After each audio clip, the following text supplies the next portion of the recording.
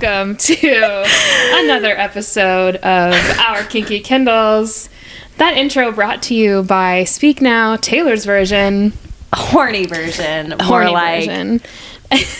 Y'all, she released the horniest vault track there ever was. We did like a live react the morning of the release because we're at the age where we're not getting up at midnight for getting up. Notice I said not staying up. Waking up in the middle of the night at midnight. Yeah, because we were asleep. Yeah. And all y'all, like West Coast folks, because it was released at midnight local time, so they got to hear it at 9. We gotta move. We gotta move immediately. You guys take a nice little evening drive listening to Speak Now. What the hell? How Hawaii people listening to it at 6 p.m. What's it like, y'all?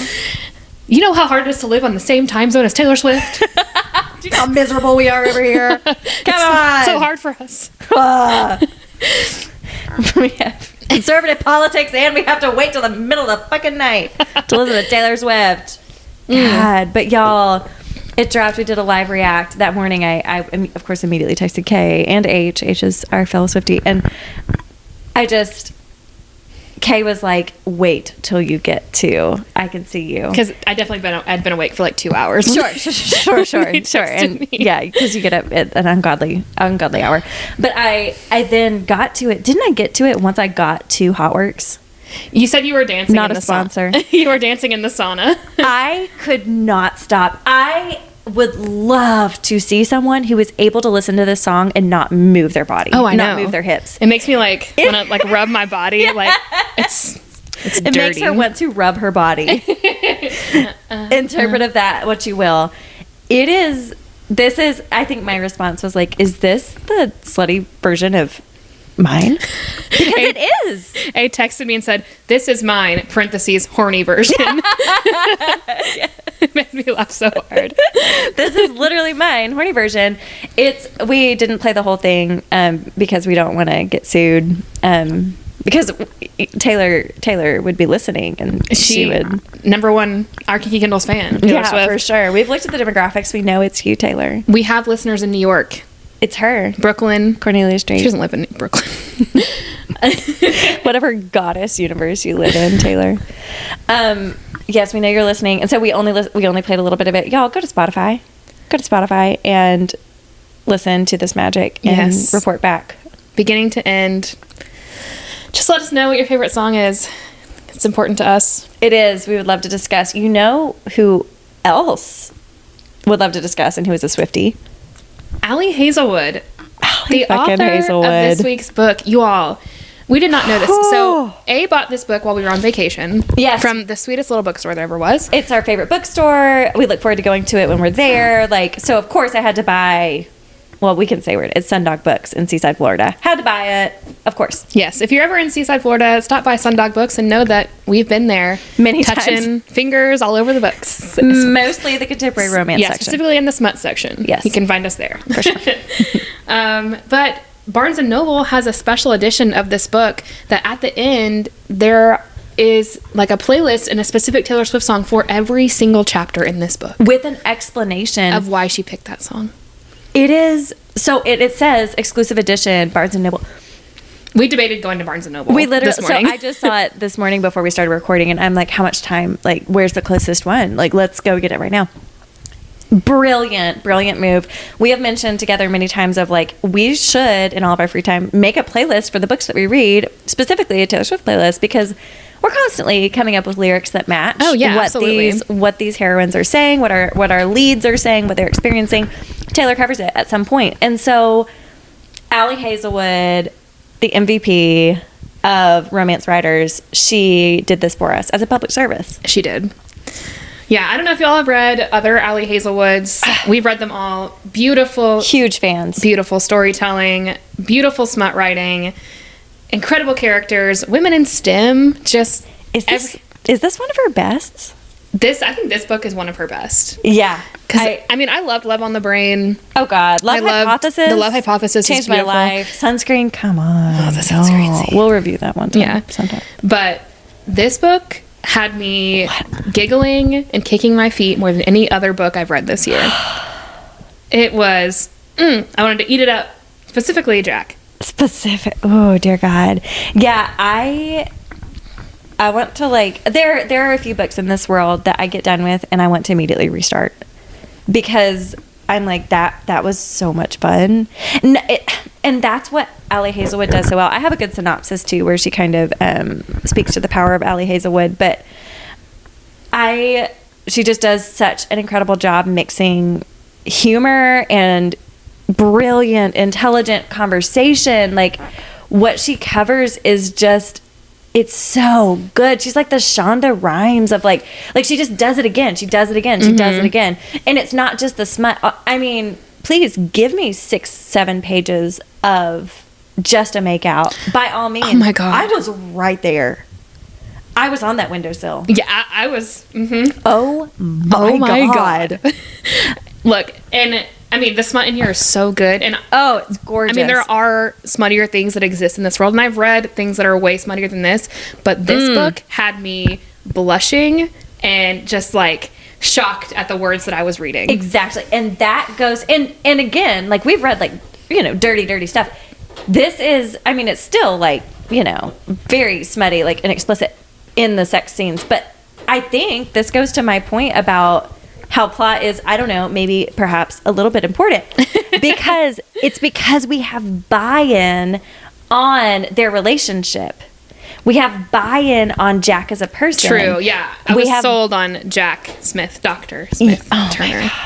Jack fucking Dr. fucking in front Jonathan of fucking Smith fucking Turner. It's just, oh, wow. This is just, she's got something for everyone in it, but it also, the complexity of her characters. Oh, I mean, she definitely writes from personal experience. Like, I feel like she puts parts of herself into these characters, and like you can see in all of them, they have a similar thread all the way through. Yeah, some demisexual, some lack of confidence, some hardworking energy. That is one thing I really love about her character. She knows what she does well, and she sticks with it. Yeah, she's like, this is something that I've experienced, and this is real life, and she knows that other women have experienced this, especially women who are in STEM, who have to feel like they have to overcompensate to compete with a very male-dominated field.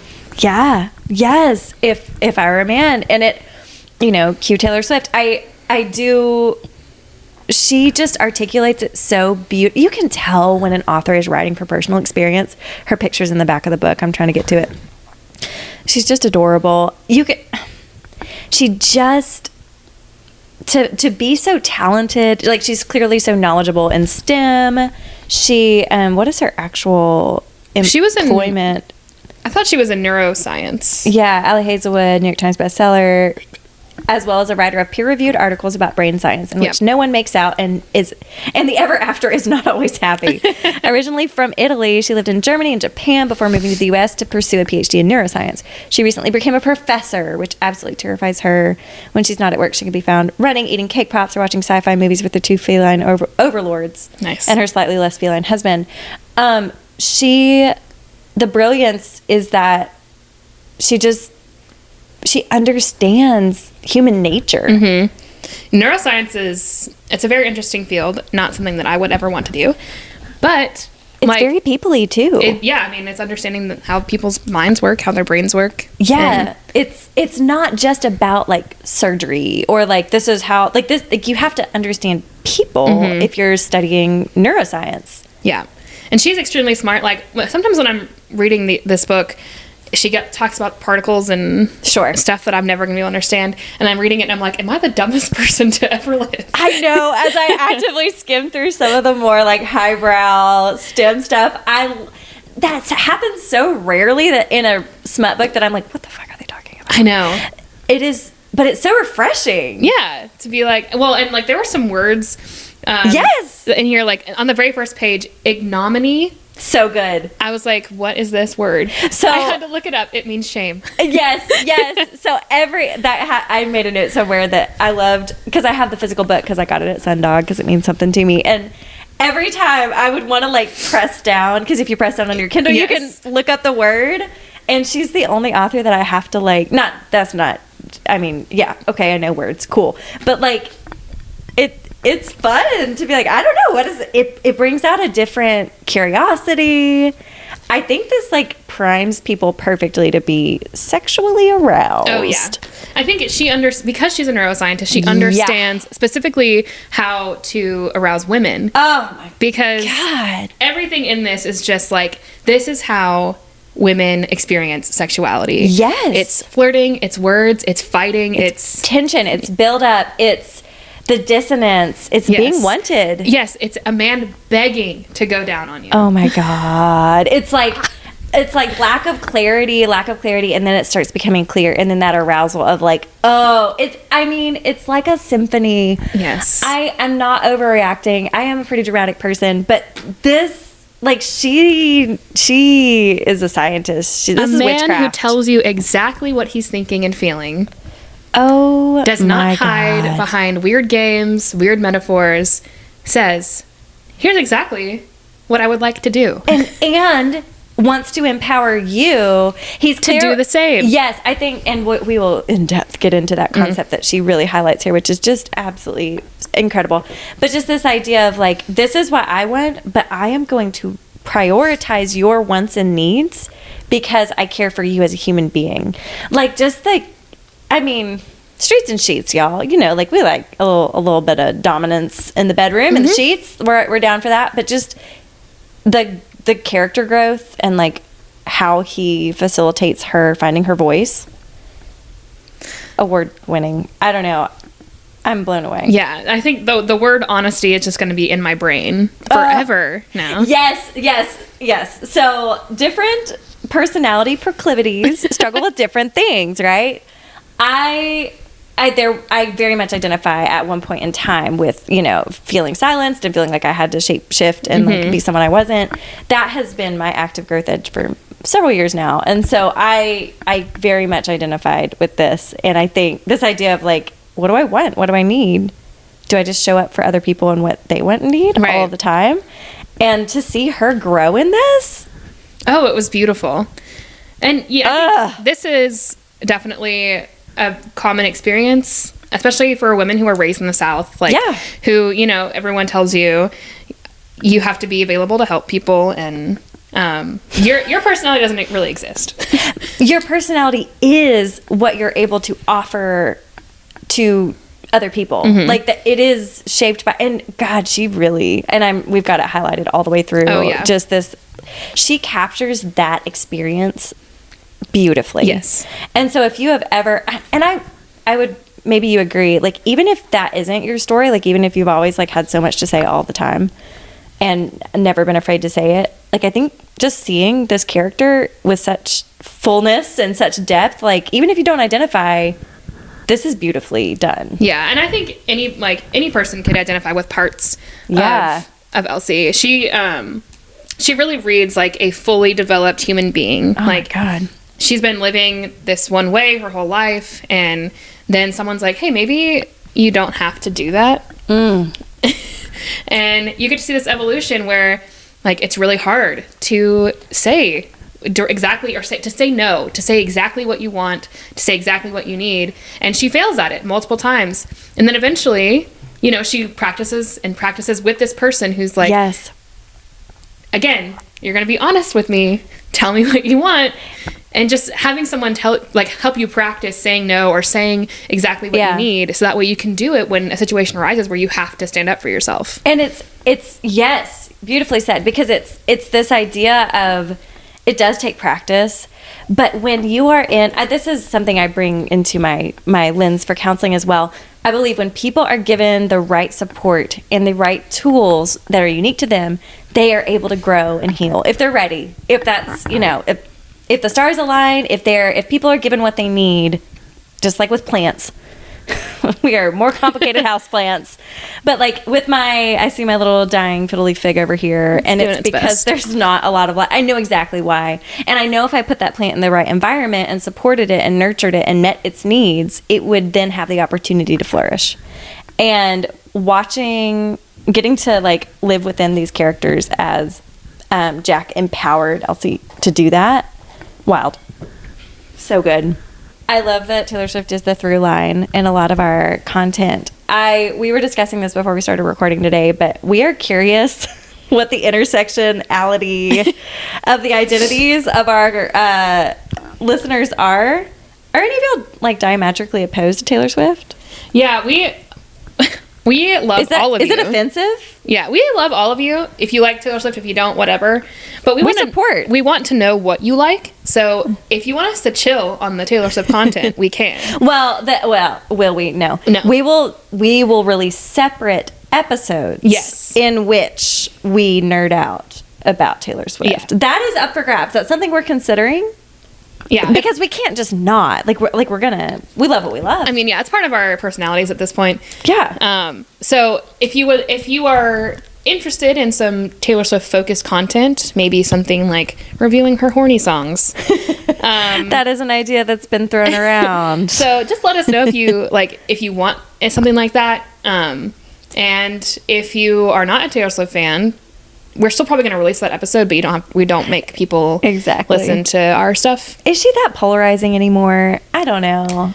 Yeah, even people who, I think most folks are open to, these days, since it's the summer of Taylor Swift, these days people are pretty affirming. Mm-hmm. Even if they do not identify as Swifties, they're affirming of the Swiftie identity. And, if you want to gain a following on TikTok really quickly, you can pretend like you hate Taylor Swift and then react to her music and make it seem like you're discovering it for the first time. People do that all the time. Oh, interesting. Yeah. Some of it's real, but some of it's I'm like, there's no way you haven't heard Shake It Off. You've existed in the world. You know what Shake It Off is. You've been in a Kroger. You know the song Blank Space. I'm so sorry. You've gassed up your car once. You've heard the song. Right. Yeah, unless you're in New Jersey, in which I've heard that you get your car gassed up for you. Okay. What? I know. They have people come out and pump your gas for you. People in New Jersey, and I know that there are some of you. We've Tell seen us you. about that. Yeah. In the South, we have to do things for ourselves. I'm not saying that I agree with our politics here. I'm just saying we do have to do many things for ourselves. It's a whole bootstrap situation. We're left to fend for ourselves in this world. Okay. All right, hit us with that synopsis. I would love nothing more. This little synopsis, singular, is written by a book wanderer. I just Google and I just find the top one. Traveling through books, one page at a time. If I can find a name, I will. But ARC Book Review, I want to give credit to whom credit is due. But here's a cute little synopsis. Rival physicists collide in a vortex of academic feuds and fake dating shenanigans in this delightfully STEMinist rom-com from the New York Times bestselling author of The Love Hypothesis and Love on the Brain. STEMicist. Yep. Mm-hmm. Yep. Adorable. Feminist in STEM. Yes! Perfect. We get it. The many lives of theoretical physicist Elsie Hanaway, Dr. Elsie Hanaway, have finally caught up with her. By day, she's an adjunct professor toiling away at grading labs and teaching thermodynamics in the hopes of landing tenure. By other day, Elsie makes up for her non-existent paycheck by offering her services as a fake girlfriend, tapping into her expertly honed people-pleasing skills to embody whichever version of herself the client needs. I mean, that's a monetization of your skills. Incredible. Yeah. We're not this is just taking advantage. Yeah. I support. No, but she's very affirming of it. It's just it's a lot of fun. It comes up a lot. Back to the review. Honestly, it's a pretty sweet gig until her carefully constructed Elsieverse comes crashing down because Jack Smith, the annoyingly attractive and broody older brother of her favorite client, turns out to be the cold-hearted experimental physicist who ruined her mentor's career and undermined the reputation of theorists everywhere. And that same Jack, who now sits on the hiring committee at MIT right between Elsie and her dream job. Whew. Elsie is prepared for an all-out war of scholarly sabotage, but those long, penetrating looks, long and penetrating. Oh. No, she didn't. Not having to be anything other than her true self when she's with him? Will falling into an experimentalist's orbit finally tempt her to put her most guarded theories on love into practice? That's a lot of questions, but you know what? This bitch, 5-star review. She gave a 5-star review. Nope. Here it is. You did it. It wouldn't be our podcast if we didn't have to rifle through the buttons to find the applause. We're never going to learn what the buttons are. It's like in your house with the light switches. Never going to learn it. We have 4 right there. I refuse to learn it. That's not the point. I at this point, enjoy tapping through. We'll find it eventually. So Kay has got lots of notes. For the record, we have used all 3 forms of consuming this material this week. have. I have this on Audible. I have the physical book. You have it on Kindle. We've got it covered. Got it covered. Yep, I've got to look. I loved this book so much. I don't want to spoil our review, but it is going to feel way more fun than last week's episode, and I know you all are grateful for that. So it's not hard for something to feel more fun than our review of Happy Place, because it was not happy. In fact, it was sad. It was very sad. We're sad. But yes, this is adorable. Yes. So I have a lot of notes, and I'm going to try to do my best to go through them as quickly as possible, because I don't want to be here for 5 hours. Or, well, we're trying to go on the boat, y'all. We have things to do. The truth of this is that we have a boat day planned after this, and so we're pre-gaming. This is our pre-game for our boat day. Yes. Okay. On page 2, in chapter 1, I highlighted, and a lot of the things I highlighted were also like 800 other people have highlighted this. Oh, so because cute. people identified so much with this. So, and this had me wondering if I too contained to know a whole multitude of Elsies. Each one would be crafted, custom tailored, carefully curated with a different person in mind. I'd give everyone the me that they wanted, needed, craved, and in exchange, they would care about me. Yeah. Yeah. I highlighted that too and just put, oof. It gets you like right in the gut. Yeah. We do contain multitudes. That's fine. Yeah. That is fine. But they do belong to us, and they are not to be made. They're not to be curated for other people's needs and wants. And you know, y'all, just because we're really good at something, that doesn't mean that that's what we want to do or what we got to do. You know, like I think Elsie is really brilliant, and she's figured out how to show up how other people want her to. Well, but she's it's from a hurting place. Yeah, well, she's extremely empathetic, and she understands people so well enough that, like, in an instant, she can read them and know exactly what they need in that moment, which is same. Yeah, honestly, a skill that codependence everywhere. Yeah, codependent folks learn. Yeah, they have to. It's second nature. It's a survival skill. Exactly. Okay, and then on page 4, so when I was reading this, okay, I thought, I know where you're going. Did Allie Hazelwood write a book about me? Yeah, I as well. As I was reading through this book, and you know, I saved it for the podcast. I didn't text you about this. This is uncanny in some ways. The intersections. These are all of your identities. I wrote an actual apology to you later in the book. Okay. We'll get to it. We'll reference it. Okay.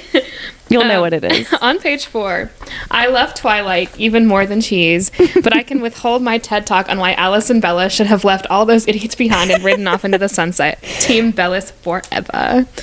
She's written fan fiction. She is incredible. Like, just needs to be Alice and Bella.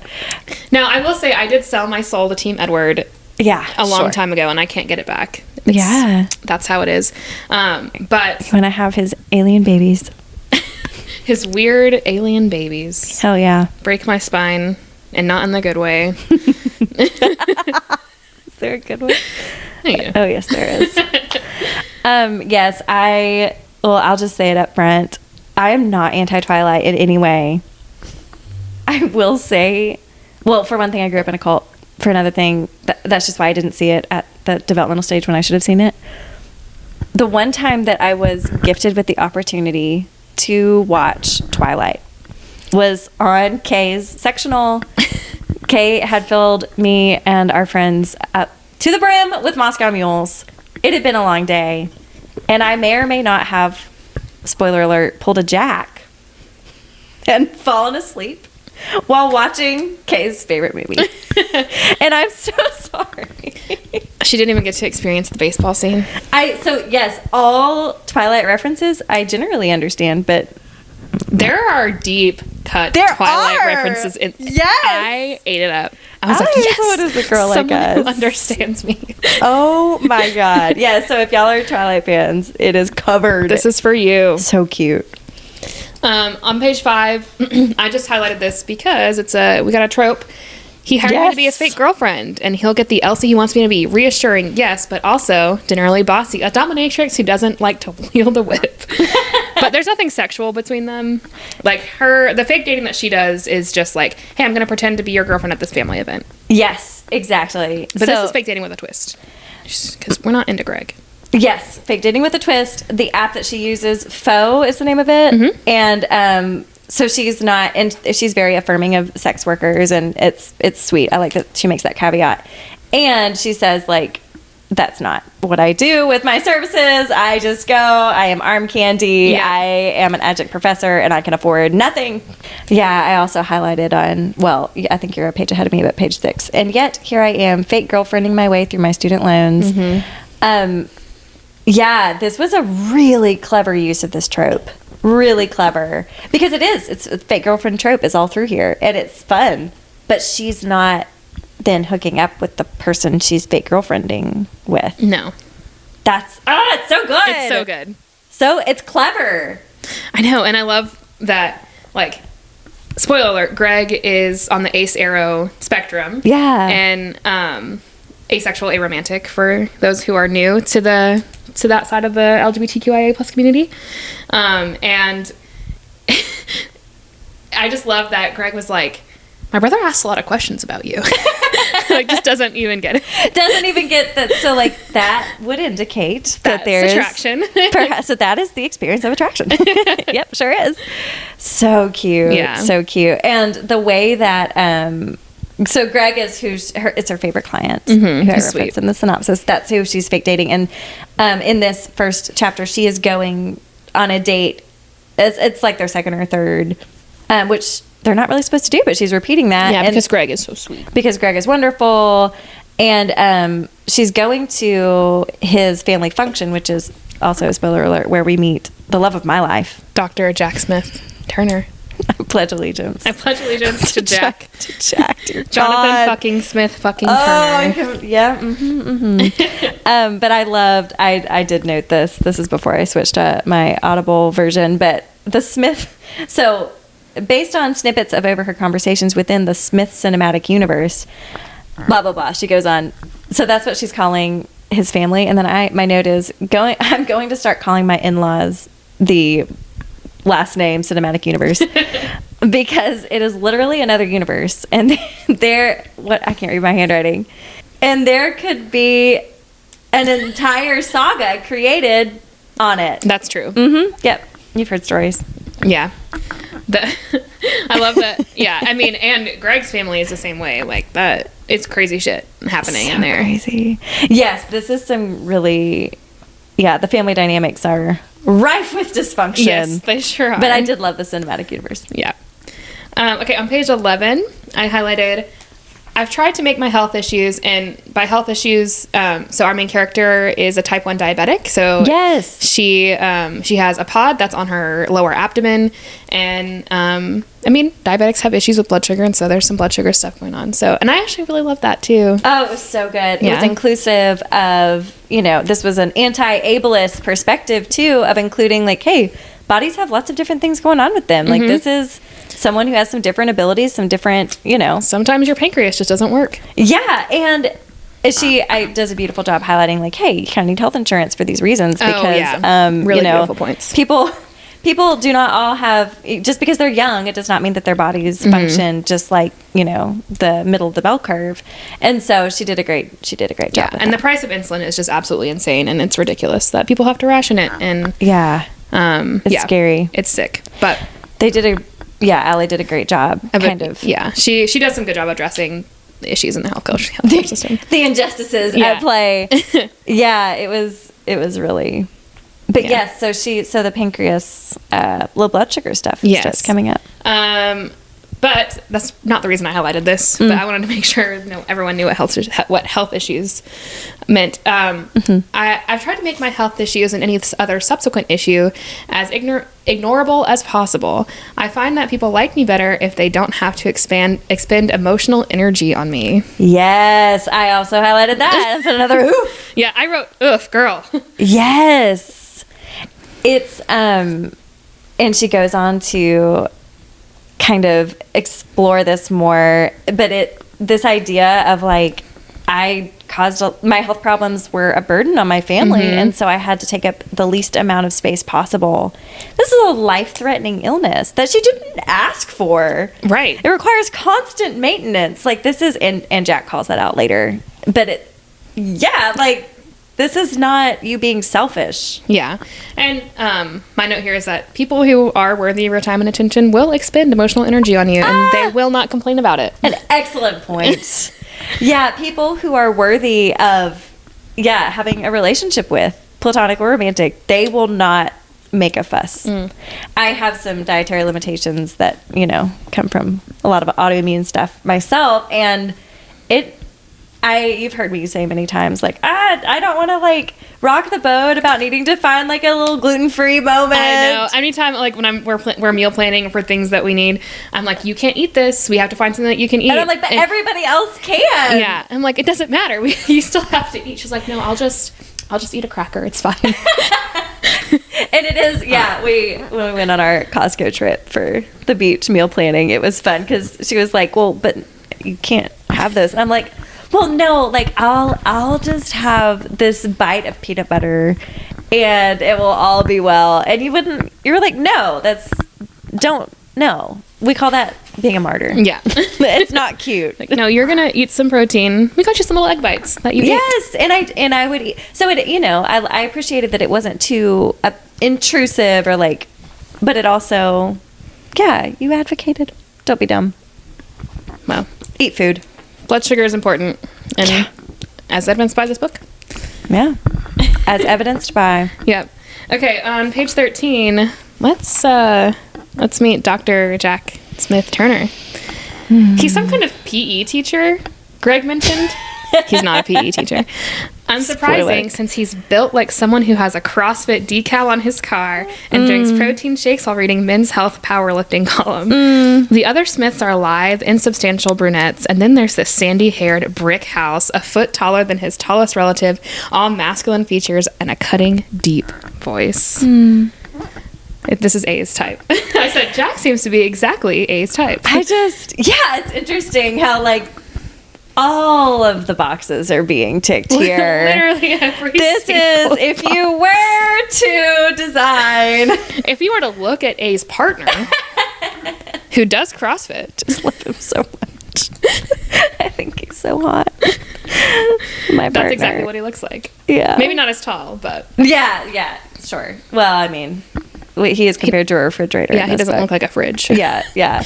But oh my God, it was just so fun to start reading more about Jack's, how he presents to this world, and then thinking, oh my God. I'm getting nervous. I think all of us can identify with reading a smut book and then realizing that like, oh, I don't have to edit this character to be hotter for me, for my taste. Yeah. It's like, oh no, this is exactly what I love. I did not edit Jack. You appreciated the Lego man. I did. Interesting. Something about his personality. I was like, I don't even care what he looks like. He could be a troll. You'll throw away what he looks like. He could be a bridge troll. I don't care. Like the center of the hottest cross section for me, but you're like, I'll ignore that because his personality is so great. He's just so hot. I highlighted down here on page 14. We will speed up at some point, but I used to think Oh, did you do the same thing? Good. Yep. Oh, yes. Okay, I texted you about this. Uh-huh. I used to know that light-haired guys weren't attractive. Middle school, everyone went after Legolas, but I was an Aragorn girl. I mean, honestly, same though. Whew. The moment you know you're straight as hell. you wanna Legolas is hot, but Aragorn pushing those doors open. A sexual awakening if I ever saw one. All right. I still have a whole day ahead of me. Which Game of Thrones house are you? BuzzFeed quiz. I've never seen Game of Thrones. Targaryen. Targaryen. Okay. I hate that I look at Jack Smith with his good jaw and his good dimples and those good hands and find him handsome. I feel so. Earlier, I had said, she's not really a girly like me because she's not Team Edward, and here I wrote, oh, so she is a girly like me. Oh, good to know. Yeah. Yeah, like, just so mad that she finds the blonde man hot. She's infuriated. So fun. Yeah, okay. On page 15, you might have had this too. The first mention of Go! God, I'm so upset. Origins in China? Yes. So if y'all don't know what Go is, Just Geo. Go. this is a Chinese board game. It's kind of like chess, except not at all. The strategy is similar, except Not at all. not at all. It's a strategy stone placing game where you compete for territory. Look, the reason I know this is because my partner fucking plays this stupid ass game. Where does he play this stupid ass game? There's a board game bar in our town. There's a little club moment weekly Yes. that he goes to partake. He goes to a bar, drinks his stupid little drinks, and plays this game. And so when it says winding up the half-played Go board in the corner of the room, and I was like, this is gonna fucking follow me everywhere. I just circled it and then put K ? This is follow me It everywhere. is. You can't get away from this game. And I had texted my partner after I read that, and I was like, these players, they're playing Go in this book. What are the odds that our smut book would have this like random niche game? That, like, yeah, my partner, Allie clearly plays it. oh, yeah. Well, and It's the stimmiest game.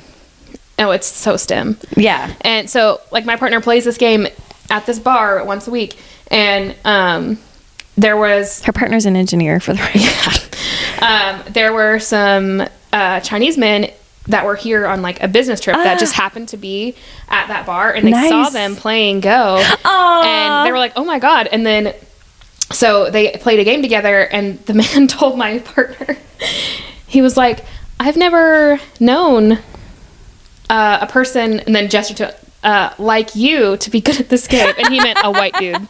I've never known a white dude. Like you. I've never known a white dude to be good at this game. I've never known that white dudes could be good at this game. Astute observation. Yeah. Astute. So That's so fun. I was so like irrationally upset when I read Go. I was like, no. I know you hate it. I just was like, why did Allie Hazelwood write a book about my life? I know. The intersections were weird. It was creepy. It got weird, like how similar you and Elsie are. I was like, these are like very niche references that are very much your life. It was really I fun. feel like Allie and I would be friends. Yes. God, so fun. Okay, on page 18, this is more Go stuff, but okay, so I highlighted, I panic and blurt out the first thing that comes to mind. There are more legal board positions in Go than atoms in the known universe, which is a true fact that my partner has said to me before. Oh my God. And I wrote here, for the love of God, my partner's going to try to convince me that Go is hot now. And so after I had texted him, I have the text to prove it. I said, these characters are playing Go, and he goes, does that mean Go is sexy? Fuck him. I was like, I mean, don't fuck him. Not, yeah. I was like, I hate you. Yeah. He's never going to let you live this down now. Like, he's going to bring it up every time. I'm so That upset. Go is an aphrodisiac. It is not. No, it's not. In fact, it's the opposite. In fact, it's not doing it for you. I do have a couple of notes, and then I promise my notes taper off, and we can not just spend 10 minutes on each page. Although this book is worthy of spending 10 minutes on each page. So on page 18, I stopped my mouth shut. We reached for the same square. So Elsie and Jack are playing Go together. I don't know that we said that out loud. We must have reached for the same square. My fingers brush against Jack's, and something electric and unidentifiable licks up my arm. I wait for him to pull away, but he doesn't. Even though it's my turn. Was it my turn? I'm pretty sure, well, if it isn't a draw. I yank back my hand. Blah, blah, blah, blah, blah. I put hand touching alert in all caps. This is not the only vaguely Pride and Prejudice coded reference that she makes. We have got Lord of the Rings. This is not the only Lord of the Rings reference. No, there's more. We have got multiple Pride and Prejudice references. And also, your electric touch. Yes! Yes! This is Taylor Swift. Like, this is Allie's a girly like us. She's a girly just like us. She has a PhD and we don't. Well, I don't need a PhD. I don't want a PhD. Right now. This book convinced me that I don't ever need to Need to. So when I read Love on the Braid and Love Hypothesis, I was still deeply entrenched in academia. And so it was a little traumatizing to read. I thought, this is a little too accurate. I know. I on page 32, I highlighted, we should get our matching Academia Sucks tattoos. And I said, this is our tattoo. Yes! Academia Sucks. S-U-X. Yeah. Yes, academia is not my vibe at all as someone who despises being told what to do. That's right. Page 34, you look like Taylor Swift circa 2013. Interesting. A compliment I would die for. Yes, that was adorable. Because Cece enters Cece. Love Cece. That's the roommate. Yes, with her. Oh my God, this was so on this page right here we have another Lord of the Rings and another Pride and Prejudice right here. But Cece is her roommate, who is adorable. Also, is a faux fake dater as well. She has a hedgehog, Hedgesabeth Bennett. They call her Hedgie. Yes, Hedgesabeth. It's perfect. So fucking cute. A Bible character I would actually read about. Truly. Hedgesabeth. Cece is a linguist finishing up her PhD at Harvard. We first met when her former roommate moved out. Hedgie had chewed her way through his boxer briefs. Cece, so we have mentioned many times, like, you know, our lead has to have a bestie with whom they talk about their love interest. Like, that's kind of how that's a trope in and of itself. That's a rom-com thing. Yeah, for sure. Cece's one of the best. She's awesome. That I've read. Her love for cheese is just incredible. Effervescent. Throwing cheese cubes at her friend. I love that. I do make some notes that I feel like maybe I am more on the Cece vibe. There's a lot of unfortunate, like when she walks in and she's just in a teddy, an apron, and a sock. Just one sock. With her hedgehog. And she's just like floating about doing Cece something. is a wacky, zany, goofy little critter. Yes! As am I, okay. All right. On page 36, I just highlighted, sex does nothing for me, but maybe this is my kink, being complimented by leading scholars in my field. Hot, huh? Hot, huh? I mean, I think it's getting complimented by one specific scholar in your field, my friend. Yeah, she's starting to get a little aroused by Jack Turner. Yeah. Jack Smith. I feel like sex will eventually do it for you, my girl. Yeah, it's just a little foreshadowing there. Yeah. Like, I think things are gonna even out for you. She does make mention on page 35 in my book anyway. She says she makes her first mention of APE, which is her fake girlfriending protocol. Actually, this is her life protocol. Spoiler alert. First, A, assess the need. What is it that the person in front of me wants to see? Then, P, plan a response. How can I become what they want? And lastly, enact. And then she gets interrupted.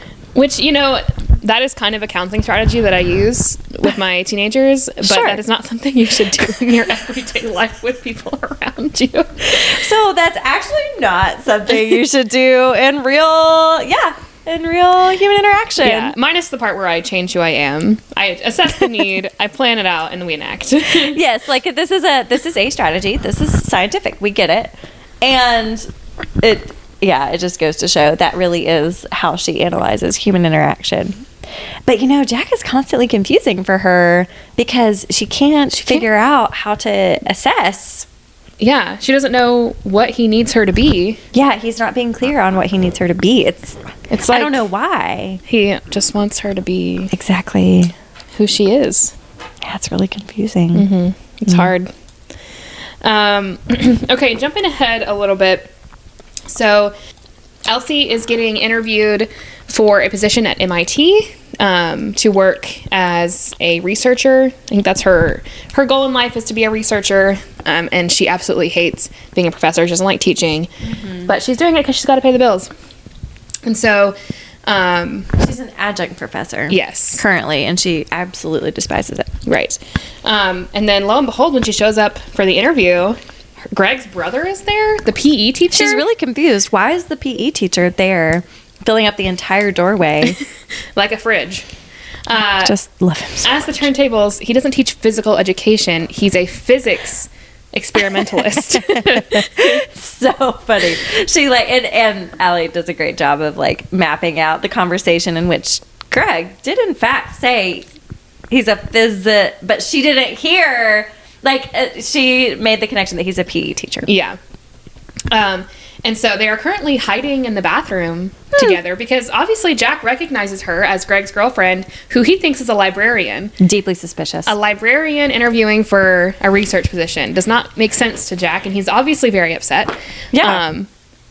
And so they're in a bathroom in a stall together with his hand on her waist. I don't know. Yeah, he's holding her up on the toilet so that the other, because of course then the rest of the committee comes into the bathroom. He's like, do you want anyone to see your heels? Like, yeah.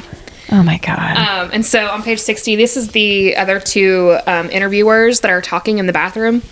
And one of them says, she's young and beautiful, which means she'll get pregnant in a couple of years and we'll have to teach her courses. Poof. And Jack immediately notices that comment. And don't worry, he takes care of it. Yeah, and they never really unpack what happens, but like these two gentlemen with their biases and bullshit are removed from the committee. Yeah, weird how that happened. Yeah, and he doesn't explain it. It's just it becomes known that he's advocating for, and we find out too about his mom.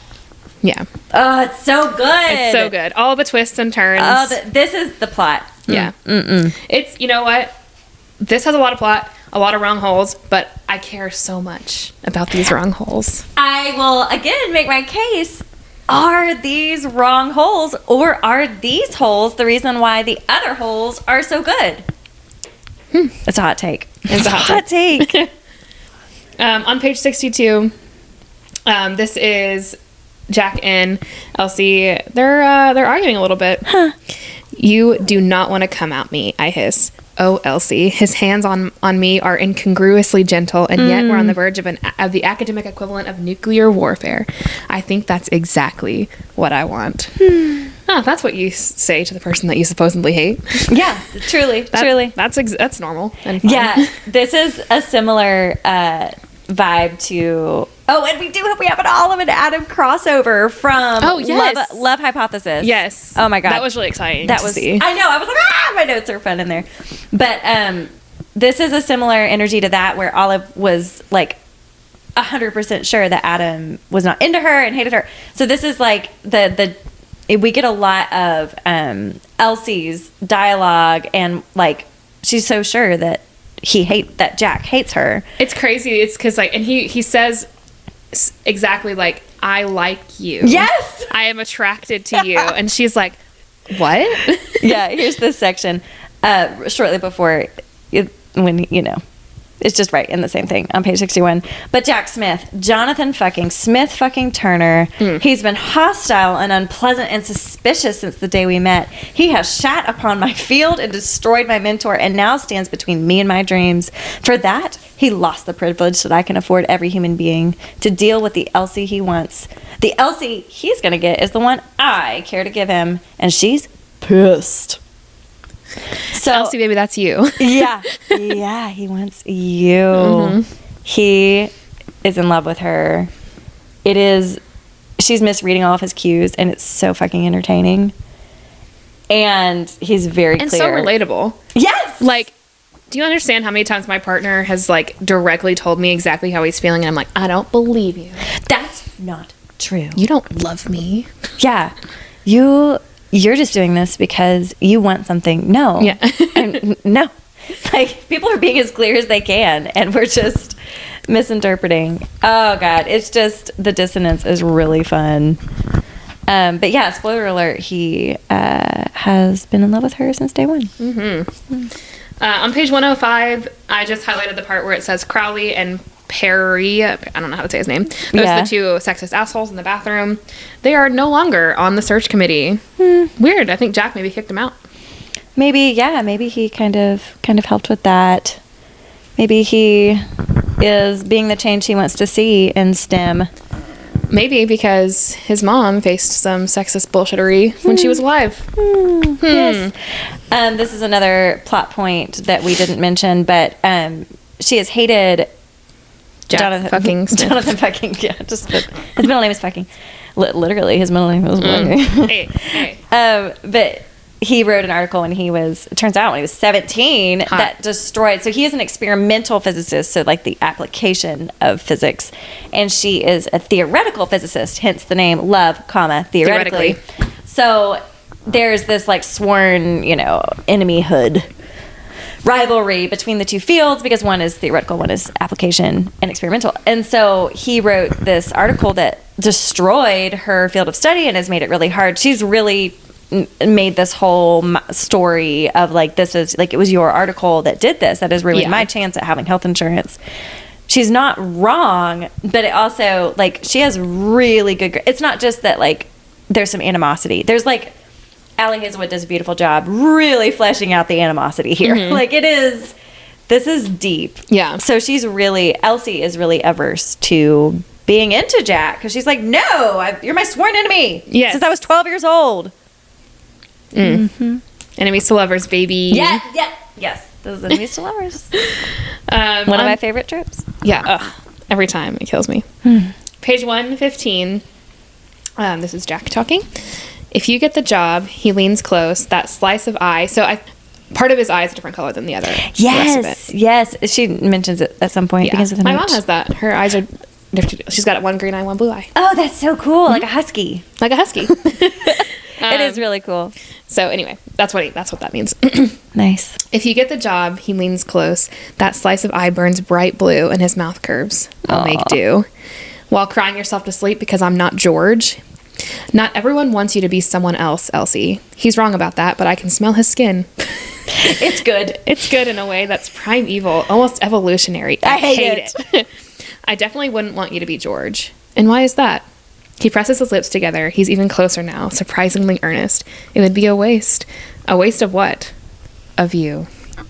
My heart skips, stumbles, restarts with a gallop. What is he even? And then get interrupted. I wrote, I'm sold.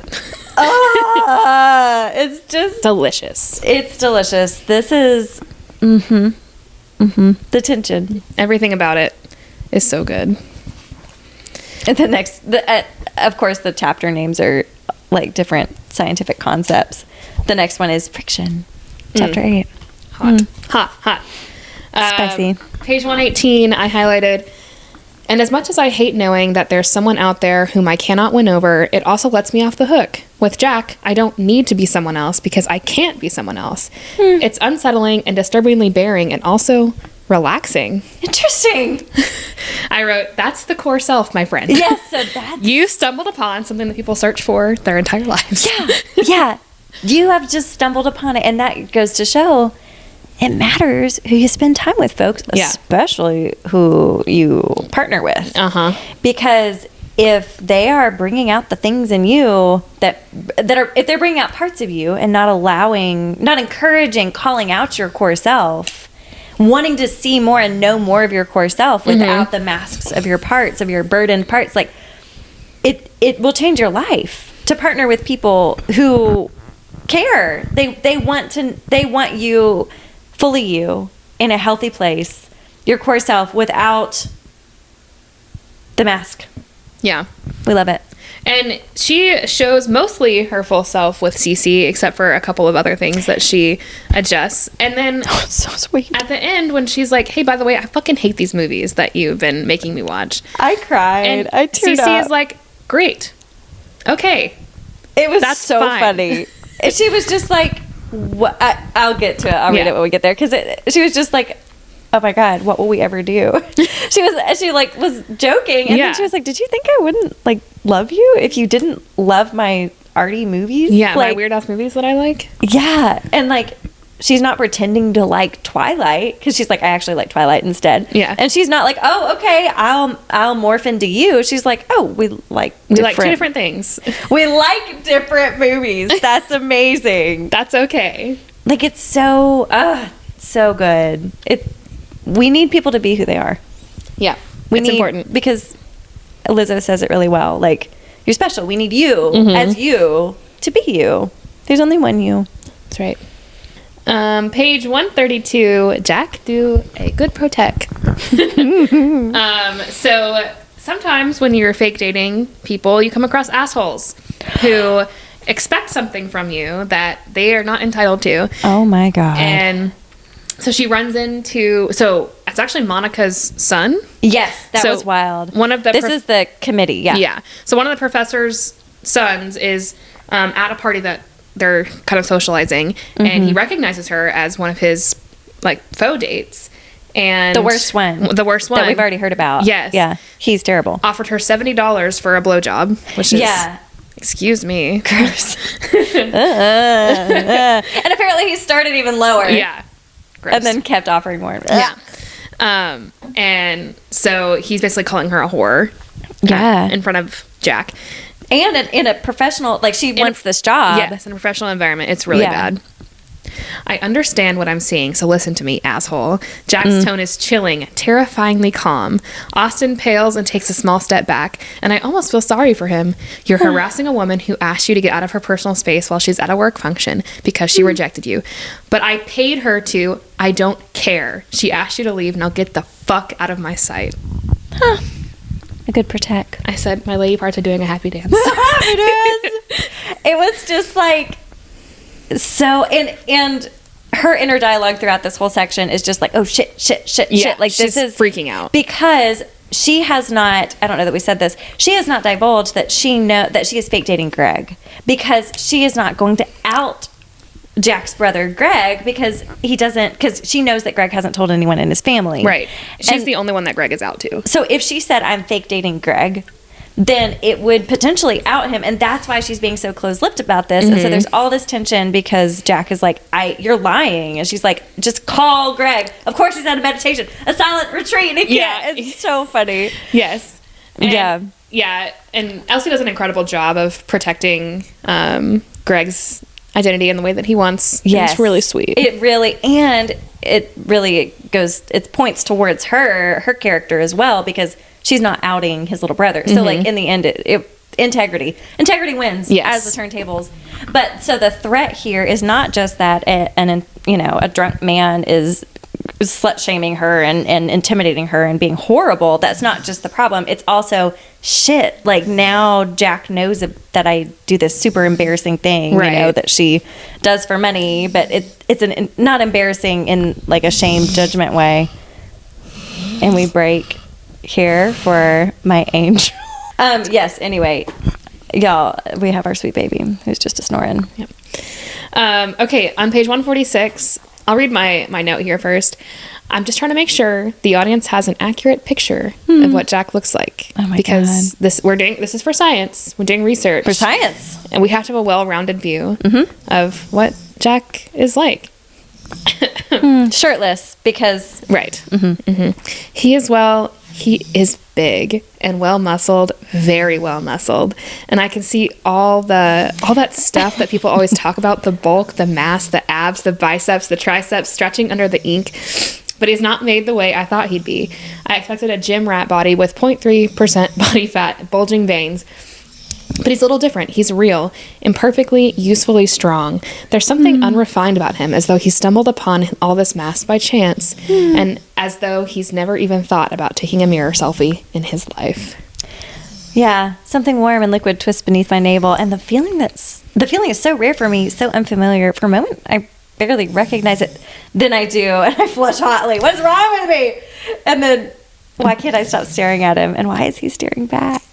Why do I find the idea of someone not going to the gym attractive? Why can't I stop staring at him? Yes. Baby girl, that's attraction. That's sexual attraction. So sweet. And the adorable part about all of this scene is that Greg had emergency dental surgery. They met up there. It's just this whole adorable, like, snafu, and so he's high as a kite, and it's so good. And then they're there to rescue little brother, and it's just so good. So good. He's a hottie. He's so hot. And so our main character, and most of L.A. Hazelwood's main characters are on the demisexual spectrum. Yes. And so that's why the feelings that she's getting of attraction are so shocking to her, because she's never really experienced it before. But when you find someone that you're comfortable with and you can trust and who can take care of you, it's crazy how that works. Yeah. Yeah, I think It's a beautiful. She's giving voice to an experience, especially in a smut situation. I hope y'all are enjoying our soundtrack of this. She's flipped sides now. She's by my mic snoring, but yeah, the experience of demisexuality and like needing to be romantically connected with someone in order to feel that attraction, and like that is a valid. Like, I love all different kinds of smut. But often there's just like this spontaneous attraction, and there's like people are just hot and horny all the time. And that's not always the case. Mm-hmm. Especially for folks who live a lot of their lives like cognitively. Mm-hmm. The STEM arena, like when people are more like that's not always the personality leaning. Those are not always the identities. It makes sense. Yeah. That these are the cross sections. What makes this smut so beautiful is that one of the many things is that it is more special. It's not just like this is just something that they have together. Like both of them. He's not he likes sex. Jack. Yeah. He says that later. Oh yeah. He enjoys lots of sex. Seems like he's experienced. he is in his body, his beautiful body. Mm-hmm. But lots of identities represented. We love it. Yeah. Okay, page 154. I highlighted, his hand, warm and calloused, closes around my wrist and pulls my index finger from his face down to his chest. He covers the back of my hand with his palm. And what the hell is he? Have you considered that maybe you're already the way that I want you to be? That maybe that there are no signals because nothing needs to be changed. I scoff. Ridiculous. Yeah. Yeah, it's... Right, sure. Sure. Uh-huh. It's just so... Oh, yeah. Once again, he says... What happened to you? Tone oddly gentle. What happened to you, Who Elsie? did this to you? I know. This is your kink. Who did this to you? There's Jack also a lot of picking up and carrying. I know. This was like a Allie's in your head. Mm-hmm. It got really weird because I mean, Kay is my friend. I know what she likes. And so I was like, oh my God, this is all of it. A smart man who can throw me around. Yeah. You're not asking for much, but she's covering all the bases. But yeah, I was listening to this in the pet store while getting the dog Nerf gun. And so it's, y'all, it is a real, if you want to just be risky in public, if you want to just be real interesting, listen to smut. Oh. Like really romantic, hot smut in public. In your ear holes. Your ear holes. While you're panting a little bit. It gets real interesting real quick. Yeah. On page 158, this is Jack talking. He is kind of explaining to Elsie why he feels so shitty all the time because he was attracted to his brother's, who he thought was his brother's girlfriend. He's been attracted to her since day one. I know. And it's like makes him hate himself because he's like, this is horrible. My brother's the best guy in the world. And I want the one person that I can't have. Yeah. Yeah. This is so cruel. Yeah. And so he says, it's because I want her for myself. I don't even fucking know. I want to take her to dinner, make sure she's relaxed, make sure she doesn't feel like she needs to think 2 steps ahead. I want to know why she can hold a ghost stone. And I really, really want to, well, I'll spare you the graphic details, but I'm sure you can imagine. I said, no, I want the graphic details. I'm begging you, please. Yeah, there's a couple times where he kind of skirts over the graphic details, and I'm like, at this point, I would love for you to tell me the graphic details. Yeah, we're about halfway, about a quarter of the way through, and I'm like, there's so much tension, so much sexual tension, so much.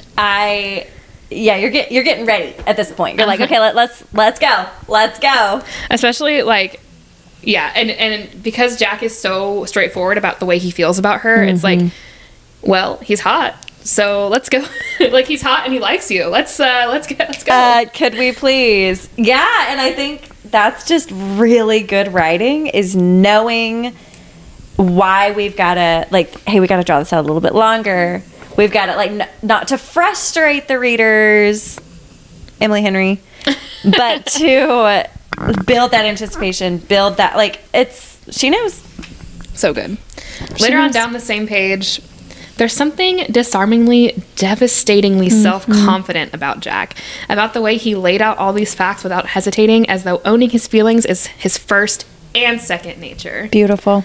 Dude, self-assuredness is so sexy. Stating your intentions and exactly how you feel is sexy. Playing games is not sexy.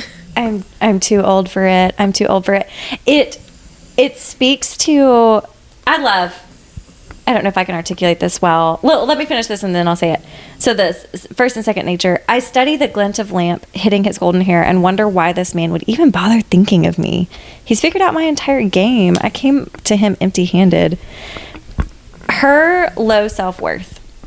So we find out later with Dr. L that some people, when they see someone who's kind of at a low place in life, they have low self-worth, they're not doing so hot. Some people see that and they take advantage of somebody who's kind of, not at the top of their game. They're not feeling so hot. Some people see that somebody's feeling that way at that place in life and they say, what happened to you? You're amazing. Yeah. Let me call out the goodness within you and let's lean into that. Let me like breathe life into that even more. Like, I love you. I see all these amazing parts of you. I don't understand why you don't value this in you. He's confident. He knows who he is and he calls out who she is as well. Yes. And it's just a powerful, like, we can do that for people. Like, I don't know. Healthy people call out and encourage health in other people. Yes. And that's what he does here. And she doesn't even see how amazing she is. I know. A genius. Gosh. Yeah, but she does at the end. Like, that that can be a trope of like these girlies who don't know their worth or whatever. But like, she does really build that confidence. It is so good. It's so good.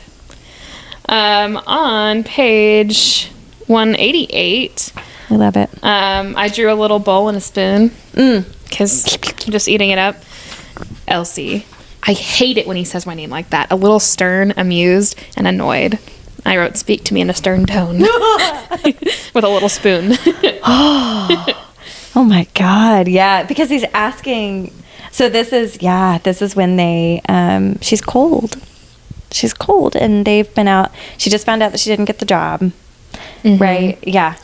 Yes. Just found out that she didn't get the job. George is actually Georgiana. She's a girl. A beautiful, she's incredible. tall woman. Yes, we find out really many great things. But she's super. The way he comforts her, she's so upset. The way he comforts her is the most beautiful thing in the world. And Elsie's straight up running away from that. That's so me for real. So relatable. Just like, what did I do? Just like sprinting away from the conflict. That was some of the seriously. That was some of the most like raw, beautiful. Like, she was such a mess, and he hurt. was. Yeah, I felt that. I felt Allie it in my Hazelwood. chest. Like, it hurt my heart to like.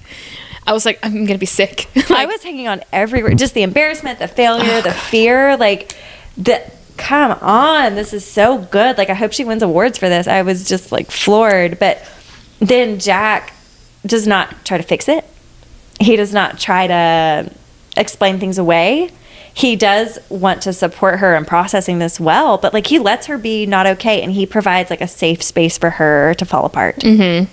Blows my mind. Oh, it's so Come good. on. And so he brings her back to his place. And Allie Hazelwood does an amazing like feminist spin Yes. on this scene because like, it's so natural because she sees Jack and George walking together and assumes that because she's holding onto his sleeve and they're friendly. Yeah. But she assumes that they're dating. And she's gorgeous. And yeah, she's beautiful and smart and an experimentalist like Yeah. Jack is.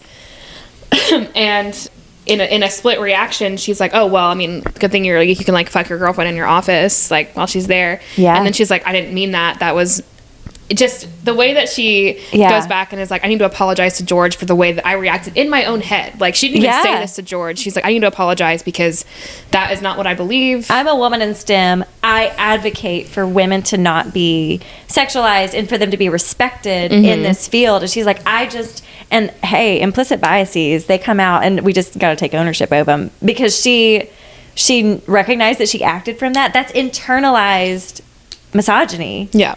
And internalized discrimination against women that she was like, I just said this about another woman. I don't believe that. And she does get a beautiful chance to clear it up later, which I absolutely love. But it's cool that she kind of takes ownership over it and is like, no, like, yes, she got the job, but she's incredible. And then Jack, again, clear communication. I think I highlighted it like 6 places that clear communication is really sexy. It's so hot. It's so hot because we're fucking grown-ups. Yeah. We're grown-ups who fuck, and we just want clear communication. Yeah. Life is too short. Say Tell what you me think. exactly what you're thinking. Yes. Like, not in a hurtful way. Take ownership over your shit. Let's talk about it. Yeah. I don't Oh, know. I don't so know. good. I don't know. It's really great. So right after this, they both go back to Jack's apartment, and it's a really bad snowstorm. It's snowing so bad out here. It's Boston. Can't go home. Oops. Oopsie. Is that a trope? Stuck. Yeah. There is one bed. There's one bed. So she's in his bedroom looking through his stuff, and he said, I have nothing to hide. And so she's like, all right, well, I'm going to go through your stuff. So she's looking for a phone charger, and she opens his bedside drawer. And Expecting to find a copy of Atlas Shrugged. Cock rings. Thumbs. there are no thumbs, no cock rings. Interesting. But a white piece of paper that I can't resist picking up. It's a photo, a Polaroid, blurry with a go board and a handful of people clustered around it. Only one face is fully in focus, a girl with brown hair and even features who frowns at the camera, and it's me. It's me. The photo was taken at Millicent's birthday party. A game ends in a draw. Izzy yells at the people, and all the Smiths turn towards her, except for the tallest, who keeps looking at me. Only at me. The faint smile on his lips. Oh, I say softly. This is exactly when I texted you. I'm tearing up right now. Giggling and kicking my feet. I'm tearing up. This is exactly when I texted you, and I said, have I told you how delicious Jack is? Oh my God. A is crying. Like, Just give a picture of me on your bedside table. Oh my God, it's That's so all I want in good. this world. I just think the tenderness, and I fully hope he's jacking off to that photo. I want to be clear. I hope that's sexual. Well, he says, doesn't he say later on, I've been, coming to your face in my brain for over a year? It's so good. But he says this as he's inside her, so that's exactly as it should be. But I think the tenderness, too, and this is the intersections of, I love, dirty, dirty smut. It's great. I also love it when people are in love and there's a real romantic connection. Mm-hmm. It means something. There's real chemistry. I think the trope, he falls first, is just so good. He falls so hard. He falls hard, he falls first, and he's intentional about it. I think that, if that's the name of this trope, He falls first is a very common trope. Okay, I have probably seen it and just thought that sounds dumb. But now as I'm reading it, I'm like, oh no, this is my kink. This is exactly my kink. It was definitely my romantic experience too. And it just, I think that safety of, often of, what is it? Not Elizabeth Bennet, her friend. Lizzie, people very often, or no, she's talking about Jane. What's her friend's name? Can't know it. I'm 27. I'm alone. I'm already a burden to my parents, and I'm scared. But she says very few people are courageous enough or brave enough to fall in love alone. Something to that extent, without the proper encouragement, is what she says. And it just is so helpful when the other person. It's clear that they love you. They're into you. It's safe to fall in love because they're there to catch you. Oh, I know. It's so good. I know. Page 193. She wakes up in the middle of the night. She goes downstairs. Whoops. And I don't know. They both end up on the couch. Sometimes that happens. It does. That's where he was sleeping. And somehow I'm on the couch, lying on the couch next to him. My head nestles under his chin. His arms surround mine. Our thighs tingle together. I open my mouth to say something like, what the hell? Or, oh my God. Or, just question mark, exclamation point. But nothing comes out. Instead, I burrow deeper. Still giggling and kicking my feet. Oh my God. Just the softening. Because he hasn't pushed this. No. He's definitely, and he carries through that theme of I want you to want this. I definitely am not, just because somebody falls first does not mean that they are entitled to your sexuality or anything. And so he just keeps on reaching out. And she, them on the couch. Come on. Yeah, so they talk on the couch for a while, and then fucking spooning, talking on the couch. Yes, and they're joking about Jack's wildest fantasies about Elsie, and he says, in my weird fantasies, Elsie, he shifts until our curves and angles match up perfectly. In my fantasies, you allow me to keep an eye on you. I feel his lips at my temple, and when I really let go, I imagine that you let me take care of you too. It does sound outlandish. Why? Because in my head, no one has done it before. My God. I fall asleep huddled in the curve of Jack's throat, wondering whether he might be right. Girly, he right. He's right. We do hear a lot, we haven't mentioned it yet, a lot about her family structure and how she is just not... She is there to take care of her brothers. She has two brothers. Yeah, she has two brothers who take up a lot of space. It's weird. It's really, they're older than her, but it is really important that she is mommy's helper and that she put out all the fires. And it's like, look, I'm not a parent. Have you checked on your brothers? Yeah. I'm not a parent, but that parentification of young women and girls, it is really, it sends messages that maybe it is helpful to parents. I'm sure it is. It is so deeply harmful to the self-concept and development of women. And it sends messages that they benefit the patriarchy.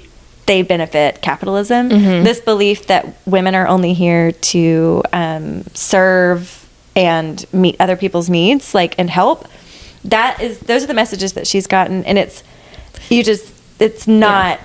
And it reinforces that women are not allowed to take up space. Yeah. Because in the situation with Elsie and her brothers, there's no room for her. No. She has a life-threatening condition. Yeah. But there's no room for Elsie because her brothers are going to kill each other over a girl they knew 12 years ago. Well, and it's almost like because she has the life-threatening condition, she has to take up less space so that they have more. And it's just such an insidious, it sticks with you for a long time, and it really sends the message that you've got to do this in other relationships. We can, this runs deep. We call it codependency in the biz, this belief that you have to meet other people's needs instead of meeting your own and as a way of meeting your own. But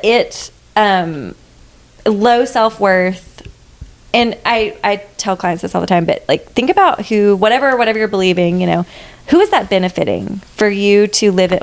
That part was there to keep you safe. We get it. But if we look at this belief that this part carries, I must care for others instead of myself. Who benefits from that? Specifically, micro and macro. Micro, well, my abusive stepfather benefits from it. Okay, cool. Who on the macro? Oh, well, the beauty industry, the health and fitness industry, all these diet, whatever. This is a core issue that I see every day. I've worked through it a lot in my own life, and I see it all the time in clients. And we have got to get really, really intentional about it. And Allie does a gorgeous job of calling it out and fleshing it out.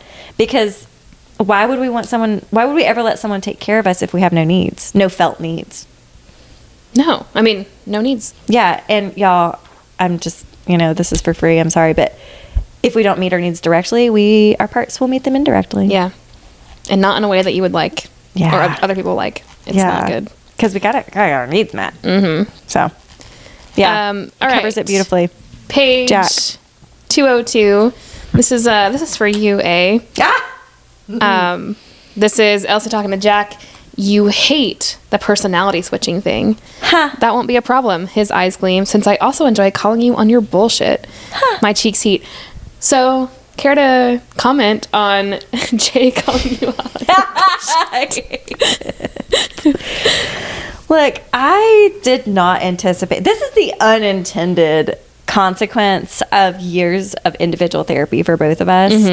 I did not sign off on this side effect. I did not sign off on having a partner who could not only see my bullshit, but call me out on it and then hold me accountable on it. Yeah.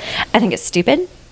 I don't like it. I want to just, and I'm not saying he doesn't let me wallow, but he all the time is just so. I think maybe this is not about the swimsuit. I love that.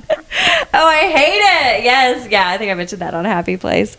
I found a video that I was trying to send him at the beach of I was insecure about my swimsuit. He was already at the beach. I was like, can you approve this before I go out? And it never sent, thank goodness, because I watched it again and I'm like, he would have been like, this is not about the swimsuit. What else is on your mind? Why do you feel insecure? Because I don't think this is about the swimsuit. Yeah. Also, that, why are you asking me? You know what I'm going to tell you. Right. And he's kind about it, but Jack's doing that too. Oh, yeah. A lot of, he calls her out have on you her taken bullshit. care of yourself? Yeah. Do you need a snack? How are your glucose levels, my friend? Yeah. It's obnoxious. And, it's actually kind of, don't let him hear this, but it's life-saving and pretty great. Yeah. I have to say. On page 218, I highlighted, this is Jack. I can't see myself lying to you. You don't even know me. I don't, he admits. He studies my face for several moments like he cannot stop on the cover or the first page, like he needs to read the whole book every time. Then he leans into me, and the icy chill of the morning melts away in his heat. My eyes catch on his cheekbones, the line of his jaw so sharp it could cut a heart. His lips are full, upturned, a start of that lopsided smile of his that makes me angry and weak-kneed, and he bends to murmur in the shell of my ear. I'd like to, though. My God. I wrote, take note, Wyndham. Wyndham! This is how you arouse a lady. Wyndham! This is how you arouse a woman. Oh my God. Fucking Wyndham. He would never. Wyndham could never. Too insecure, too doubting himself. Yeah, I don't need that energy in my life. The shell of the ear. I have never in my life before coming to Smut. I have never, you're welcome, never in my life considered the shell of the ear more than I now consider it. Oh God. Because you can fucking feel it. Whatever you're reading this. Yes. It's like, Or like in because you kind of get real snuggled up there. When Reese explains how the wing feels, he's like, it feels like this. And like, I was like, I know exactly how that feels. Yes, I know. I get it. Yeah, it really builds. He's really consistent. It's like, it's just like it's kind of meta, but it's like a little orgasm in and of itself. How it just builds. The tension builds. Oh, so good. And like, I didn't want to stop reading because I knew that the spice was like going to come eventually. Right there. And I was like, I don't want to stop. I want to keep reading. I know. Because I knew it was going to be so good. I know. I knew it was going to be so good. You can tell by the buildup, and then they make out. I do have a side note here on 224, Okay. A little bit aside. So this is like a subplot point. We get to it more at the end. But Dr. L is... Oh, so super... So this is just... So the note was, I think about all the things he's done for me, all the things I owe to him. I wonder where I'd be without him and come up empty. So Dr. L is her mentor, and she who has low self-worth, belief that she's very much out of touch with her wants and needs because nobody's ever met them. The perfect victim for a gaslighting asshole. Exactly. This people. So parts of us, I'm going to make this very brief, maybe.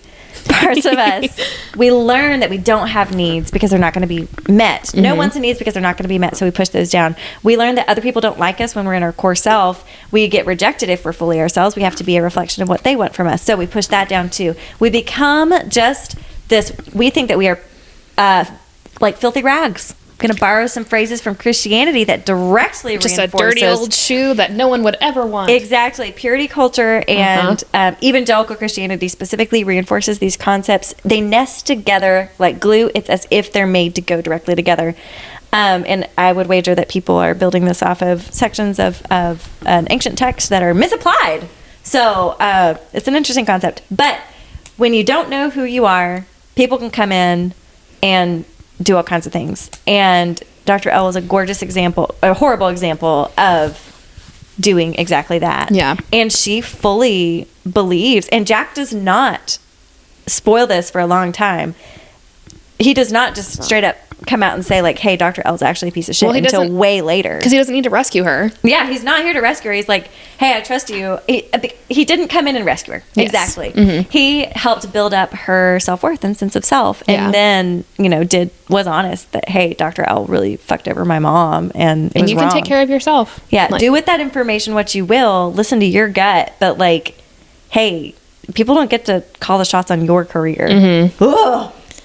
Ugh. Yeah, Dr. L is so gross. And yeah, even before the whole like twist was revealed that he was the one who ruined Jack's mom's career, I was like, I don't like this man. Yeah, he's disgusting.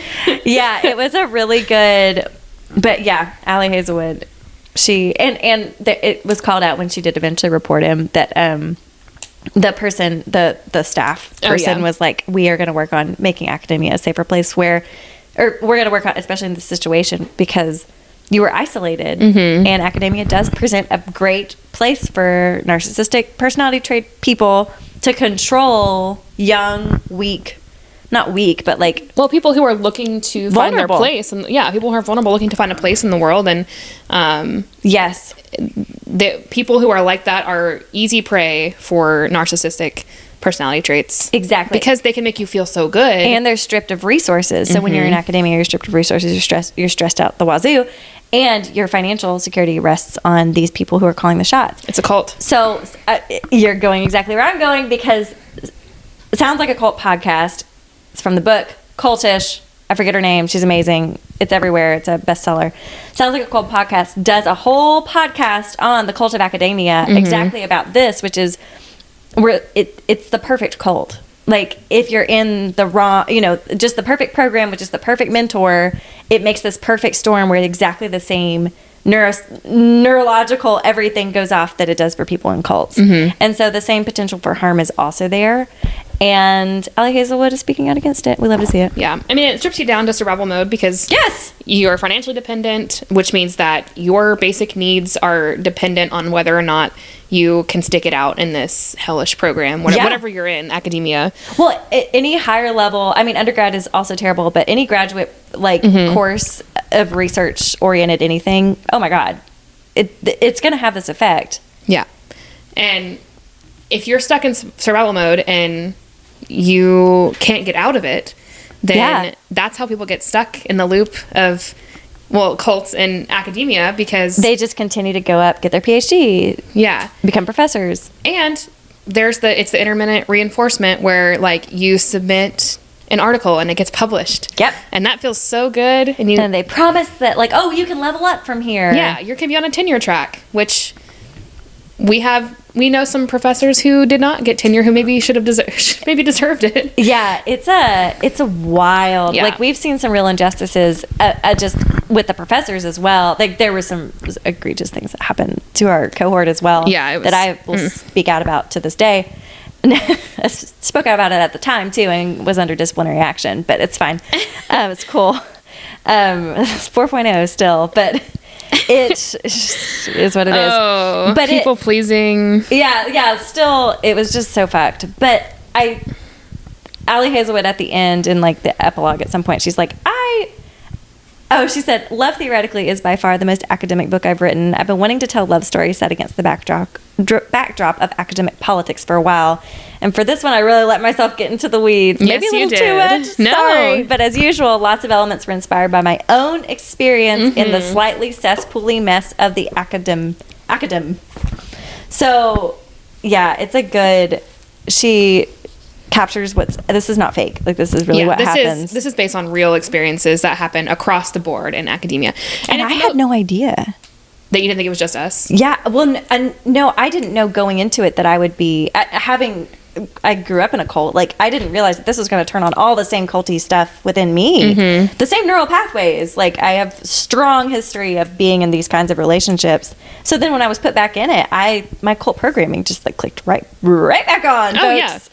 And it's taken me a while to recover and get back to myself. It's wild. Yeah. And there's no checks and balances though. Oh, gosh. Yeah, I mean, if you're going to go into higher ed, and this is not undergrad, this is mostly just it's post-grad, it's master's, PhD, postdoc stuff. Well, because undergrad also has more checks and balances. They're minor. They're not minors, but yeah. Yeah, just I mean, it is a means to an end to get whatever career. I mean, we had to get master's degrees to be in the career that we were in. Yeah. But take care of yourself. Exactly. Yes. Take care of yourself. And it gets dark. Reach out for help. You're not crazy. You're not bad. You're not a bad student. You're not bad in your field. If you feel this overwhelming sense of dread and low self-worth, maybe reach out for help, because that yeah, it can get to be an alternate reality. Yep. And chances are you are not the only one feeling that way, especially if you're in a graduate program. Yeah, and I would recommend reaching out for help, not from the University Counseling Center. Not that they're all, but like they're in it too. And so they're not going to be able to see your perspective. Yeah. That's just a hot take. So that, yeah, some of y'all that may resonate with, so maybe y'all have had personal relationships, our sweet listeners, personal relationships who've mimicked some of these patterns and you see it too. But come on. Oof. Dr. L. Yep. Okay, on page 231, They're going out. I just She highlighted agreed to go out with them. the cabin smells like leather, Jack, and bad ideas. My favorite scent. So yeah, I feel like I could smell Jack with the descriptions that were given. He drives a Tesla. Ah, interesting. Money is hot. This is when they're going to the party. Also, a point for if y'all are looking for healthy relationships, do you like the person's friends? Yes. Do you like are they good people too? Are they nice to you? Yeah, are they nice to you? What do they say about the person you're dating? Because that is a great way to learn more about the person you're dating is who are their friends? What are they like? Exactly. Are they safe people? Yes, because they're Olive and Adam. So good. That was so fun. I was so excited. I was like, oh my God. My friends, y'all, they're here. if you haven't read Love Hypothesis Yeah, go back and read that one. Our friend H read that after Happy Place at the beach. as a palate cleanser, And she gobbled that up in like a day and a half. Like, she loved it. It was so good. good. So yes, that's Adam and Olive, and so it was a fun crossover, like universe. That was Cute. Cool. Yeah, my Kindle actually grouped the Love Hypothesis, or no, Love on the Brain and this one together. So I wonder if they're all kind of like They've got to be connected because like that. the Loath to Love You, the 3 novellas, which are also incredible, highly recommend. They are all 3 girlies are best friends, and so Aw. then it's all their little romances. Cute. Those are cute. Highly recommend those. I have this highlighted on 237.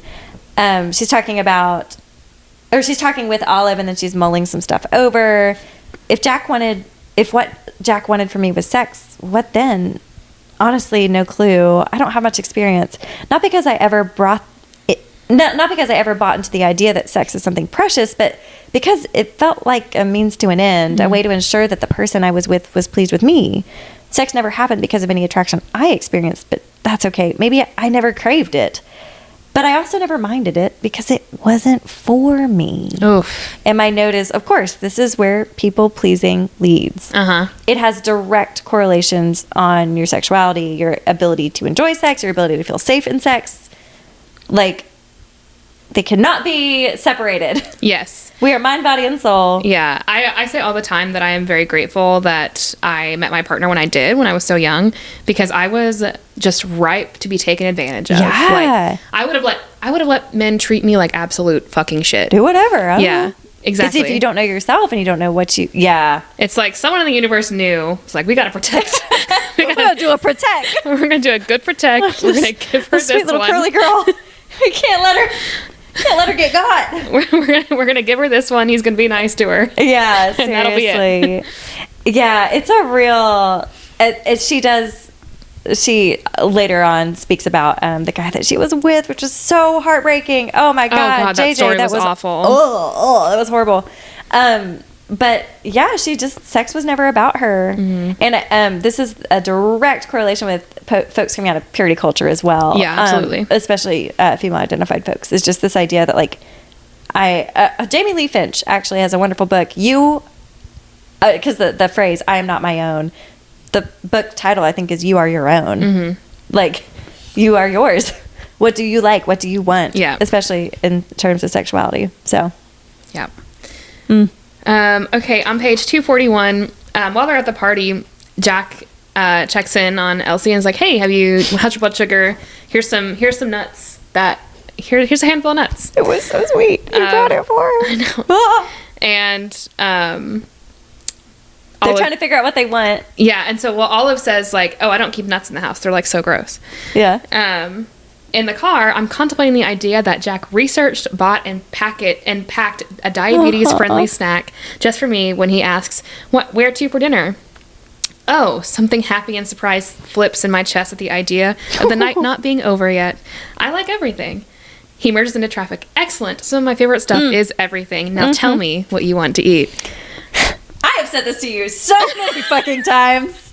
I need a gold star, people. I need a blue ribbon for how many times I have jacked you. And I've said, no. Okay, what do you actually want to eat? She can't tell me. You sometimes can. Well, you anticipated my needs very well today. She had just chicken waiting for me when I worked out this morning and then came straight here, sweaty and disgusting. And perfect. And I had a variety, but I did know what you want. She had a variety of chicken-themed snacks. Chicken-themed snacks with some Greek yogurt parfait situation. Delicious. But yes, it is a real... So, yes, Jack here does a beautiful job. Yeah. What was your note? Knowing what I want and saying it out loud, I can't do that. Can't be doing that. Oh, and then, yeah, this was a great exchange. Now tell me what you want to eat. She then begins, so this is codependency in a nutshell, y'all. This is really how it works. I look at his near perfect profile. He hasn't shaved in the last couple of days, looks a bit tired. I wonder if he's been up and about since morning. If he hasn't had anything since lunch. He's huge, probably always ravenous. Simple stuff, big portions. Burgers, I say. He gives me a nice try look. Yes, Elsie, I do like burgers. That wasn't the question, though. I scowl. How does he do this? How does he always... And then he says, want me to pull over so you can get out and stomp your foot a bit? And I made the note, yes, actually. Yes, I would. I would like to stomp my foot. I want to throw a tantrum right now. But it's so... It was just really cute. Because then she immediately, like, reads, like, what... He looks hungry. What does he want? Right. And then he really presses her in a safe way. Like, hey, no, what do you want? And then she goes, cheese! Cheese! I almost yell, shocking myself. Jack smiles, satisfied. I know just the place. I know just the place. So I also sweet. shout that I want cheese at any time. She is you. Literally. Oh, my. Okay. Did you highlight on 244? Is it the Twilight box set? That's my next highlight. Okay, well, let me do this one. Okay. Then go. Because very important to me. Brutally honest. I take a deep breath. Maybe it's just the booth, but it almost feels like we're alone in his apartment again, just the two of us, intimate. Sometimes, when I can't sleep because I'm nervous, I look up cheese on Google Images and I just scroll. I scroll infinitely, and I feel peace. Taylor Swift. My note is, this is an entire theoretical intervention. Oh, yeah. Look at cheese. This is your ideal world. Go look at cheese and feel dopamine. Feel joy. Look and eat cheese. And look Taylor at Swift. Taylor Swift. We have a sticker that's just... It's a piece of cheese that's so with blonde hair and lipstick. And no, it's Taylor Swift's face coming out of Swiss cheese whole. And it says Taylor Swift. This is so good. Stupid. So good. Okay, box set. Page 269. I cannot believe you own the Twilight box set. I wrote, I don't care that he's blonde. I'm claiming him. You no longer care. You no longer care that he's blonde. He bought the fucking Blu-rays. The Blu-ray. Before they get to the Blu-rays. I loved this. Yep, he parks. No, he reverse parks without sweating or crying or a litany of fuck, shit, fuck. I hate him. So hot. Isn't that the truth? Isn't that exactly how it goes? So he's watching Twilight with her. Yes. Because she loves Twilight. She loves Twilight, and he wants to enjoy what she enjoys. Yes. It's not about if he likes it or not. He wants to appreciate, he wants to know. Yes. Page 274, I highlighted, I'm not going to fuck you. He promises me quietly, almost talking to himself. I really wish you would, though. But, actually, could you? I'm begging you. In terms of what I want and need, Jack. What I personally want and need. Yeah. On 272, I highlighted about halfway through, I pry myself through the hormonal ride of paranormal teenage angst to look at Jack. He's studying the movie intently, watchfully, like it's a documentary on unparticled physics. I promise I'm not going to quiz you afterwards. I tell him, you can scroll your phone, fall asleep, roll your eyes. And this is where I wrote, the amount of guilt I feel right now for falling asleep during Twilight that time. That's haunted A's mind. I haven't thought about that since, it had to be 2 years ago. Maybe a little more. I said the whole damn thing. Okay, we'll watch it again. Okay, so we're going to get a little spicy. I think the sex. My next several notes are probably all spicy, so yes. Spice up. Ahead, if there are little ears. Yes, page 275. Okay, Jack says just, everything he says is so I know. good. It's so dirty. So she's making the argument that they should have sex. And he has learned the story of JJ, the guy that she dated Yes. before. He basically just like used her and then... It was very non-consensual, very confusing for her. Yeah. And so Jack is like, well, until you know what you want... How can I make you come? Right. Yeah. That's what you got. yeah. He shifts forward. So she's like, you can't assume that you know what's best for me. Did you just inform me that we're not going to have sex because it's what's best for us? Yeah. Yeah. This is patronizing. You can't assume Yeah. that you know what's best. And he says, okay, then. He shifts forward, and I can feel every millimeter. How do I make you come? I must have misunderstood. What? What do you like when having sex? What do you want? What are your needs? His eyes are pools of black in the dim lights. How do I make you come?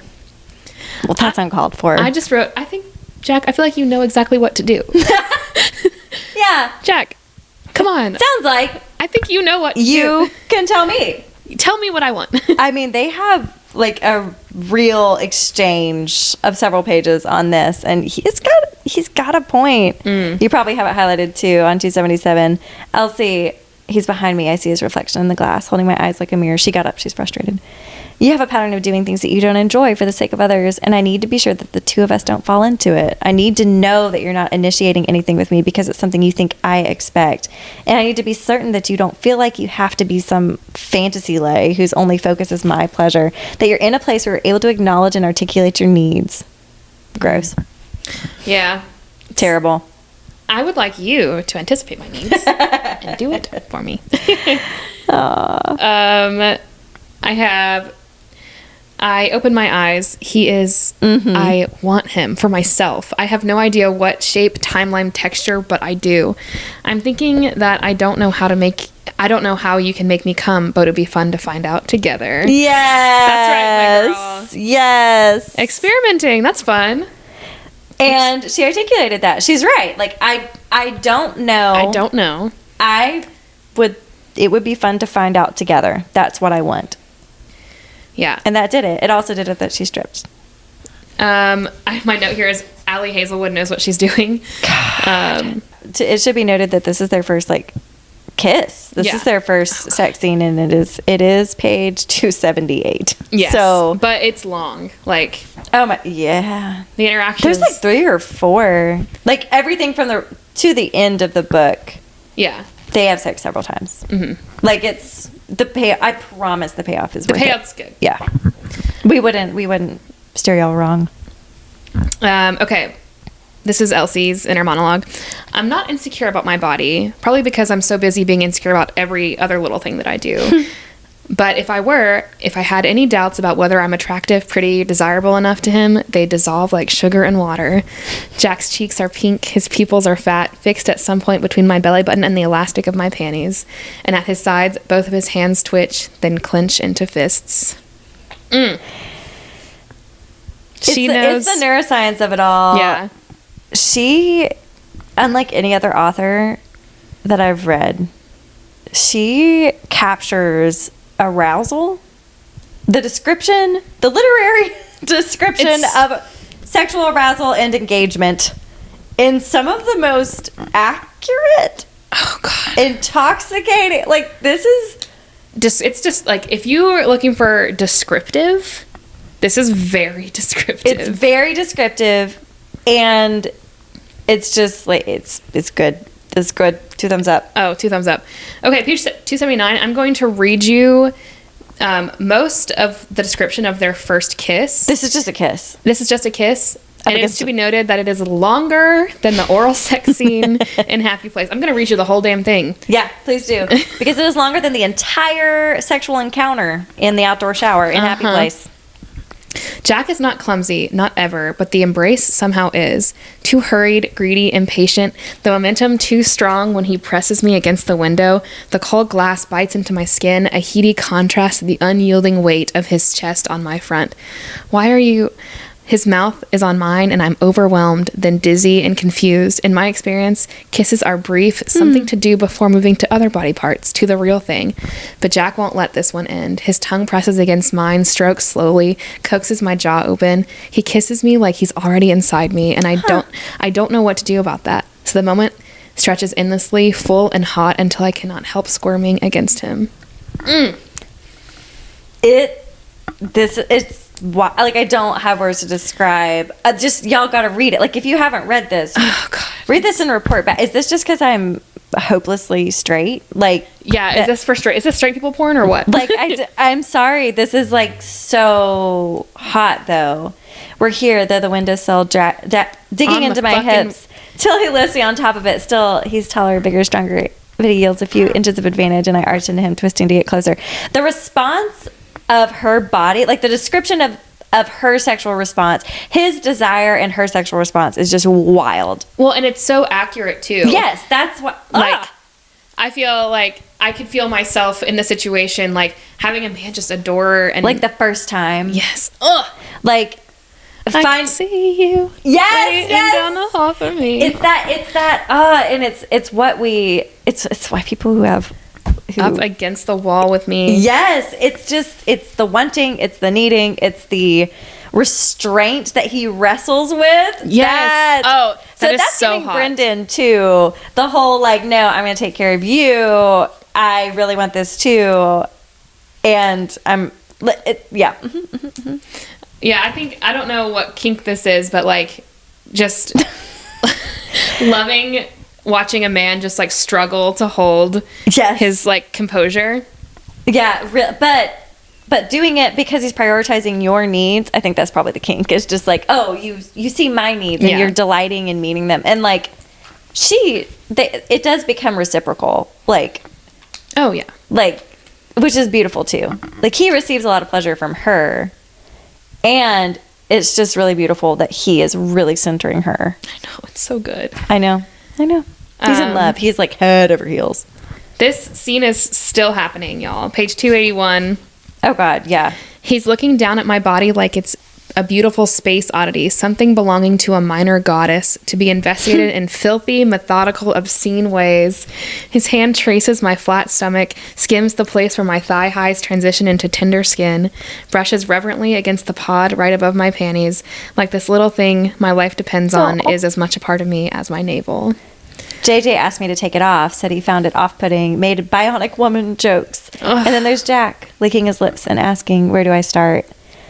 Where do I start? Well, and he, like, later on, like, he just the personal interest he takes in her, everything. But yeah.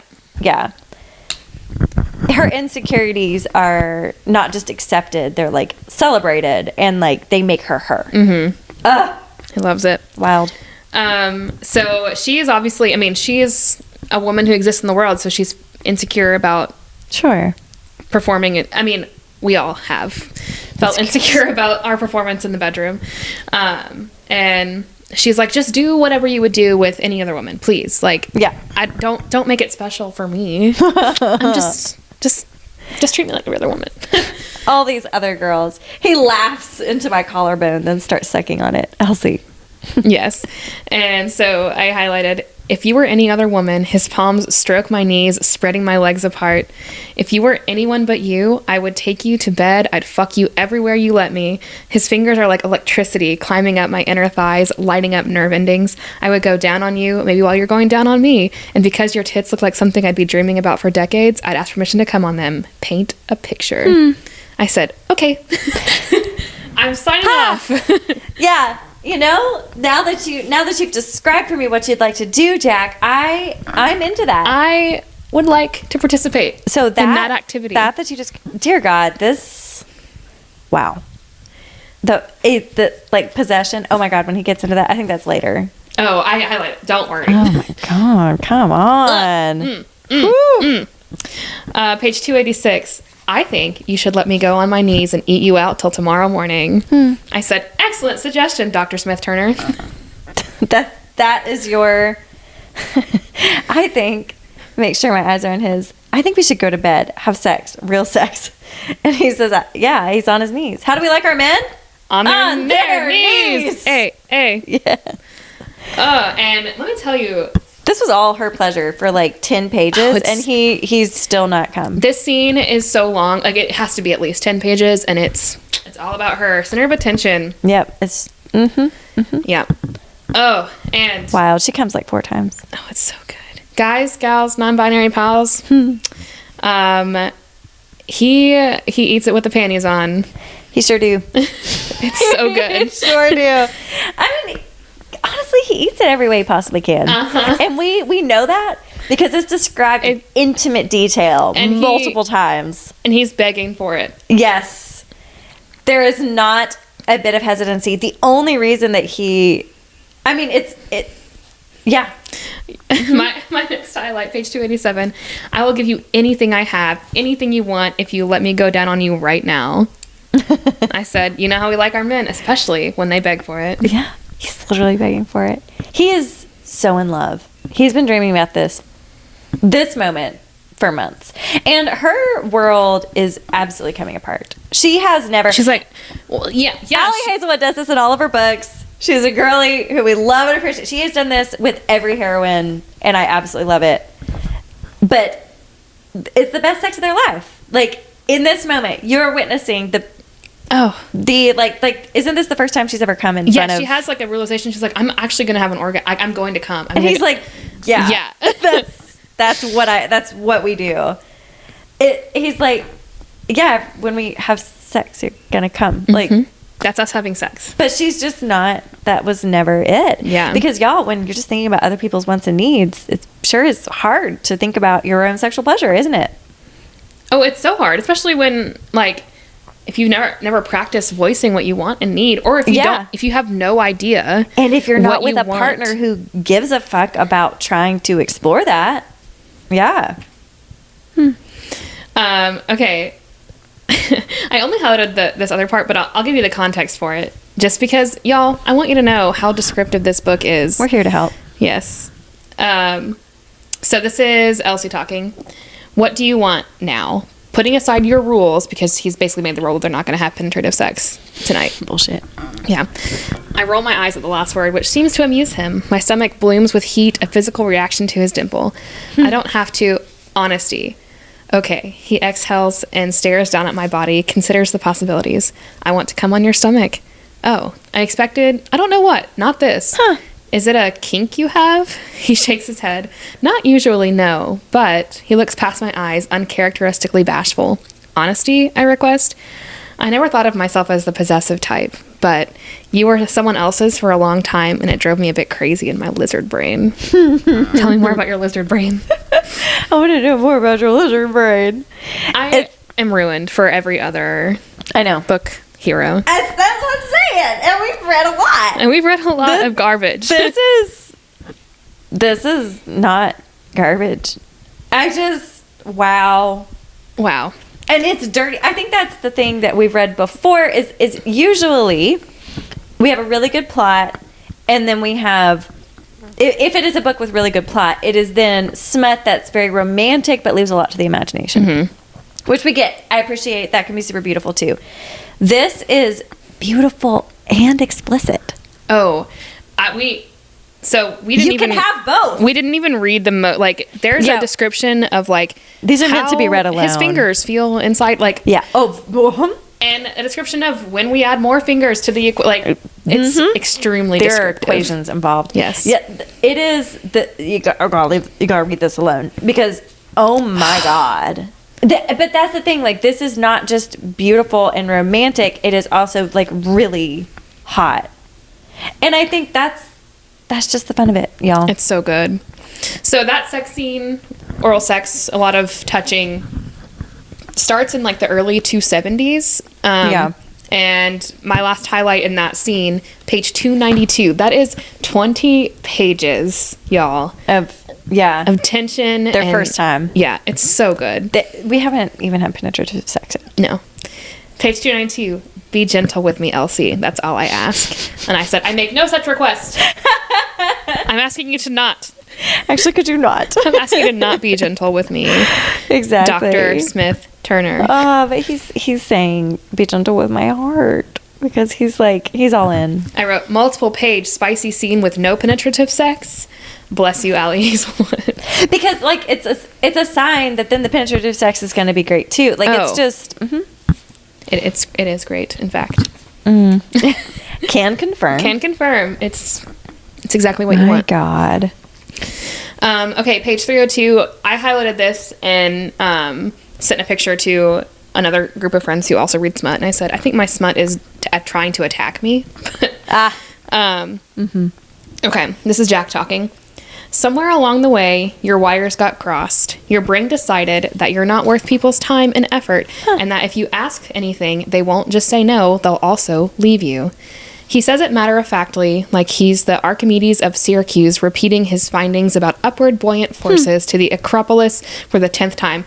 I'm going to be honest, I don't know what the fuck that means. Sure. Greek? Yep. I'm going to level with you all. I read it. I don't know what it means. Honesty. But that's not how love works, Elsie. But don't worry. For now, I'll show you. But I go to sleep. We should be having all the sex. Yes, we should be having all. So this is like 2 a.m. She's really tired, and she's like, "We're gonna have sex." And then he again prioritizes. Yeah, he's like, "Just close your eyes." Oh, and then he pulls this on her, which she did to Greg when he was like, "We're gonna go in different rooms. I'm gonna count all the way." So he says, "Now count to 20 in your head. Close your eyes." And then she gets to 13 and she's lost. 13. Yeah. Of course she gets to 13. She's a Swiftie. Swiftie. 13 before I'm lost to the world. This is love, y'all. This is love. Yeah. Let someone show you what love feels like, and it's not like, it does not feel like people are going to leave you. Yeah. If you state what you want and need. Actually, they want you to be full of yourself. They love that. Yeah. It's actually really fun. Yeah, this is why, y'all, if you partner with someone who really loves you and pulls out the best in you, y'all can live a wonderful life. Amazing. Oh, I highlighted on 305. This is when she woke up. Your frown woke me up, he says, his voice rough with sleep. He shifts in a stretching yawn like it's a seismic event, a huge tectonic fault shifting under the crust of the earth. Because during the night, I ended up face down on top of Jack. How? I ask. You move around a lot, he says. Felt like the easiest way to keep you from kicking my shins. Wait, when? About 5 minutes after you fell asleep.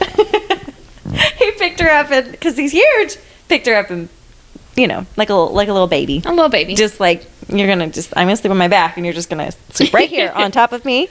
So cute. I know. God. Page 308. You could be my entire world, he whispers in my ear before moving to my collarbone. If you let me. I stroke his hair. I think I will. Then I'm sorry. What are you sorry for? He's making room for himself between my legs, spreading them open, touching me there purposefully, exploringly, urgently, like he's looking for answers. Do I want this? Am I ready? Am I wet enough? Yes. Yes, I don't know. Because I'm never gonna let you go. This is their first penetrative sex moment. That's exactly what I'm looking for here, Jack. In fact, congratulations. You've arrived at exactly. You're delivering. Oh my God. Of course, Allie Hazelwood does an excellent trope of he's a little too big, but they figure it out. You know what? They sure do figure that out. It solves itself. She likes to be full. And that is a phrase that is used in this book. It is emphasized here on page 312. So this feels right, and my body knows because it welcomes Jack inside like I'm where he belongs. See, beautiful and hot as hell. Like so descriptive. We can make something romantic and smutty. So where he belongs. So maybe you like to be full. Yes. It appears that I do like to be full. Turntables. I like massive dicks. Yeah, interesting how that works. On page 310, I just highlighted, I want to fuck you, he says into my ear. Please let me fuck you. And I just wrote, I love men written by women. Please. Yeah, they have all the blood in their head. They're able to articulate English words. It's interesting. Are you all ready? Page 313. Between today and the day we die, I'm going to fuck you everywhere. Say it with me, folks. Is that a promise, Captain? Damn it, I missed it. Is that a promise, Captain? In fact, It is. It sure is. It is. He means it. Okay, page 315. So that was several several pages of their first penetrative sex scene. And I highlighted, I think wherever it is that we're going, maybe, just maybe, it might turn out to be the place I never want to leave. And I said, someone send Allie Hazelwood a fruit basket or something. Because these sex scenes are just... It's romantic, it's beautiful, it's descriptive. Like, the language is so good, and they tease each other, and they talk to each other, and... It's possible. It's possible to write this. It's a public service, honestly. Page 318, after they've done lots of very dirty things. Oh, they're still going on page 3, or at least on my page 318. The sun is high in the sky. Jack is deep inside me, and I smile into the sheets for no particular reason. She's happy. I just put a smiley face. Yes. Yeah, I can't imagine. Yeah, and then 318. I think I might be happy. Due to a lack of hands-on experience, I cannot be sure. I cannot. As a scientist, I cannot be sure. Is this happiness? Slightly different than what you highlighted. There, he murmurs against my ear, angling my hips to give me even more. That's how I make you come? My mind blurs. You already made me come. He makes a guttural noise. I want to feel it when my cock is inside you. Communication, baby. That's what that is. It sure is.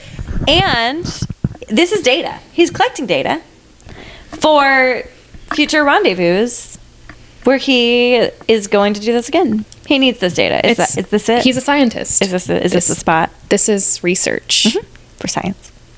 He is the application, but he is experiential, like experimental. Like he's an experimental physicist. She's theoretically, he's it works out really well. Science. I would say. All right, page 320. I laugh and Jack smiles just because of that, which is a little unlike him and also stupid. He's stupid. And also stupid. I'm stupid.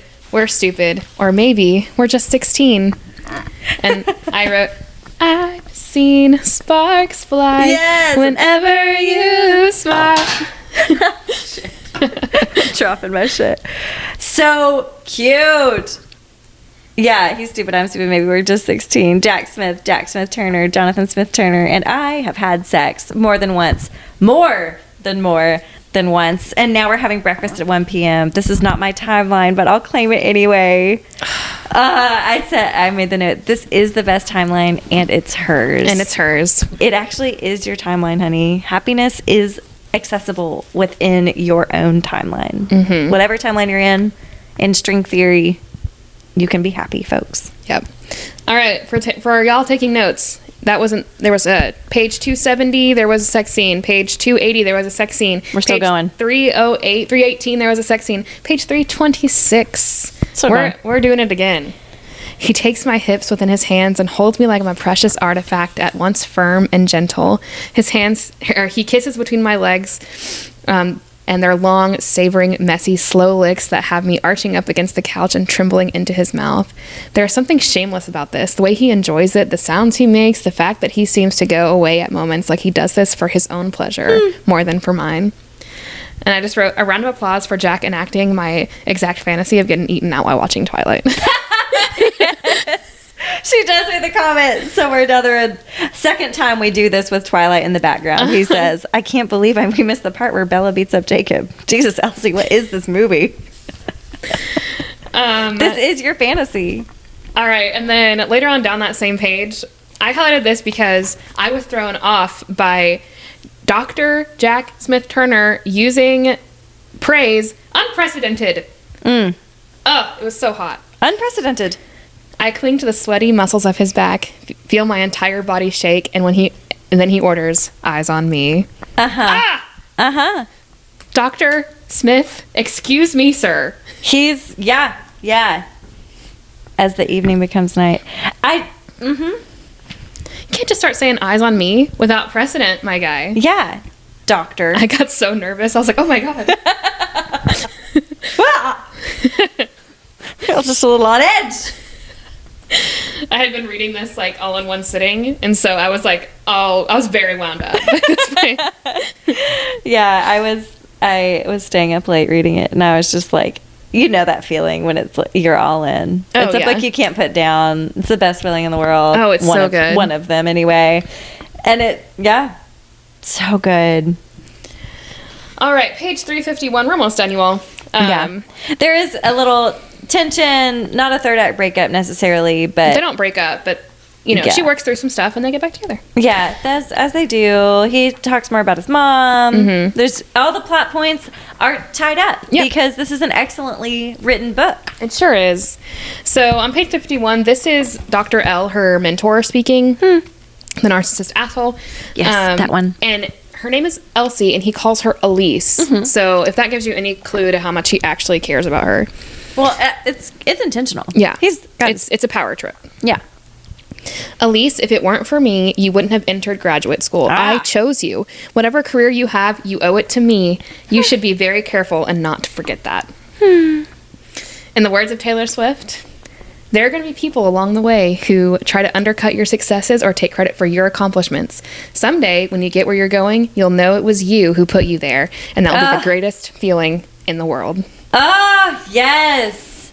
I mean, Allie's a Swiftie, Yeah. and she knows, like, this is, that is the second most satisfying part about this book is that Elsie steps into her own power. Yes. She steps into, right here, she tells Dr. L, you overstepped. Yes. She just claims what matters, what I highlighted here on page 353. For the past 6 years, I've tried to be the Elsie that Dr. L wanted. Resourceful, hardworking, tireless, everything I needed. Money, insulin, time, rest, mental fucking space. Everything I needed to put after my work. I followed his advice before anyone else's, thinking that he had my best interest in mind, thinking that he deserved an Elsie who strove for brilliance. All along, all he wanted was someone he could control. Mm-hmm. And it's not everyone has your best interest in mind. No. Even if they say that they do. Sometimes, especially when they say that they do. If Yeah. they have to say it. I know Dr. L was like, well, these other positions, like, 'cause she had offers for other jobs, and Dr. L kept being like, well, that's not good enough This is for you. But he didn't tell her that. She thought that scarcity, she thought that this was all that there was because he didn't tell her that there were other job opportunities. And so she's been like at physical risk because of his narcissism. And it's just really sobering, y'all. Like, reach out for help, get a second opinion if you feel like someone has undue influence. I can I put my recommend partners here. Oh, good. I can recommend a lot of resources. Most of them, for my culty girlies and folks, non-binary folks, I gotta. But Dr. Stephen Hansen has some beautiful resources. Freedom of the Mind is his website, and he is a cult person who works with folks who have been controlled in these ways. And so there's also lots of resources for folks who have experienced narcissistic abuse. But yeah, y'all, the cult of academia. Mm-hmm. But Elsie finds her voice. Yes, she does. All right, page 357.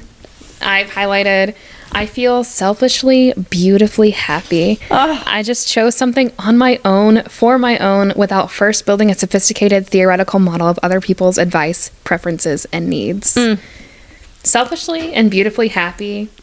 That's my hope for all of you all. Yes. For all my students. Yes. Selfishly and beautifully happy. Because we need you to be you, fully you. And only you can know what makes you selfishly, beautifully happy.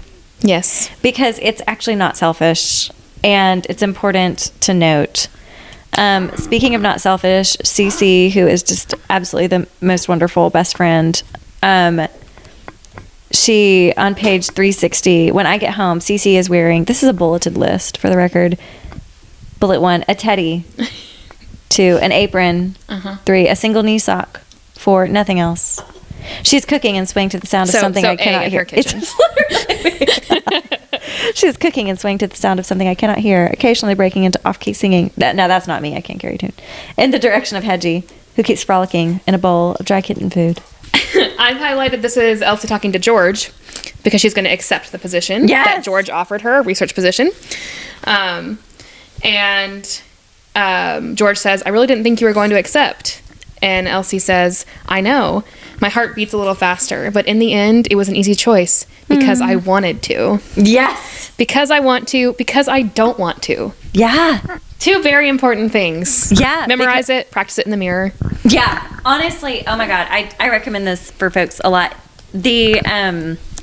A way to hone this, because if you, like some people, it really is hard. I get it. It's hard. You're not doing this for fun. It really is hard. Find images, whether it's Pinterest is great for folks. This is a way to do this. Just pictures of beautiful things or of things that you like or of food that you like. But like look at them, and if you're drawn to it, say, what do I like about this image? What do I like? Well, and for me, I love interior design, and so like I love the way that the light is streaming in through the windows. If I say, this tastes so delicious, what is it about this? What do I feel in my body? Mm-hmm. What do I notice? Why? How can I tell? And that's a great one too. How can I tell that I love this? How can I feel really safe and happy with this person? How can I tell?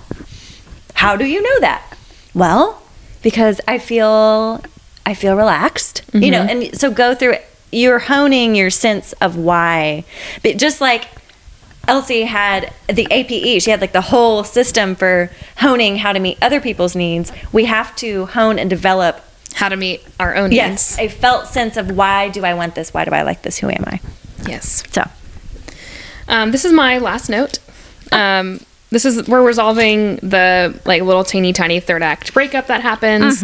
But y'all know this gets tied up in a beautiful little bow. Happily ever after. Oh, of course. Yes. This is Jack talking. Okay, then. Honesty. He tilts my face backwards, lips brushing against my ear.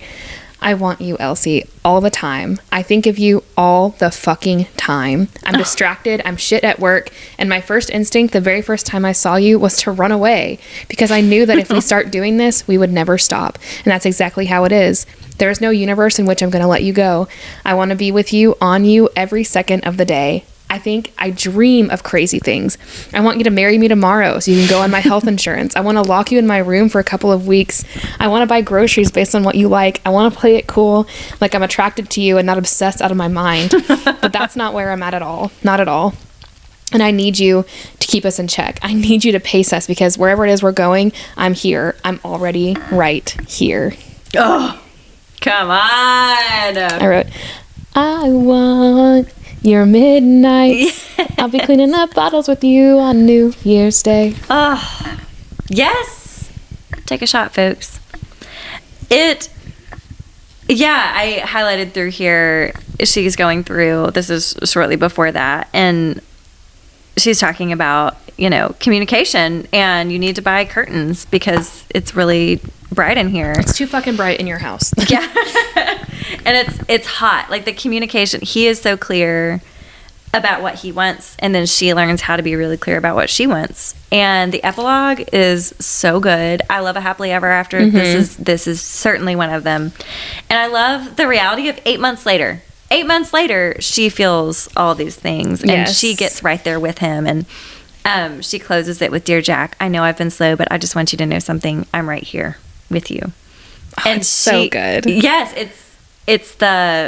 she's sure. Yeah. And he wants to know that she is sure. Mm-hmm. Like he's not rushing her. It's like, no, is this what you want? Yeah. And we get to move at our pace. And it's not that she doesn't want to be with him. It's that she needs to live into it. She needs to try it on. A theoretical physicist. She needs to run her models and... Exactly. Yeah. She needs to run her models and do all the things. And on page 380, Tuesday, she's scheduling something, and she's like, Tuesday night is also no go because I have therapy, which I can now miraculously afford. Yes. I've never been this healthy, mentally and physically. The wonders of having insurance. Her needs are met. Yeah. Her needs begin being met, and they are met with the help of someone who loves her and is helping her learn how to love herself and meet her own needs, because some of these are needs that only she can meet. He didn't come in and rescue her. No. He taught her how to... He empowered her. He empowered her to step into who she is. Mm-hmm. Like, he made the space for her to become her. It's so good. That's really love. I love, like, she's in therapy and she's telling her therapist, like, I'm feeling like I'm always insecure. Like, I'm worried he's going to leave me. And she's like, well, okay, so what do we do when we're feeling insecure? And she's like, eat cheese. Therapist doesn't laugh. If I were her therapist, I would have laughed. That's funny. Yeah. I would have said, jokingly at first, you should eat cheese, and then I would have. Yeah.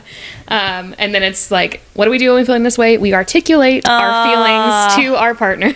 We say, what would it feel like to say that? Now, what would it be like for you to say that to your partner? And what are we afraid? What happened? Like, it's of course there are barriers, or you would have already said it.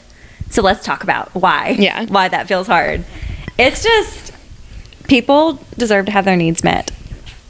Sexually, mentally, physically.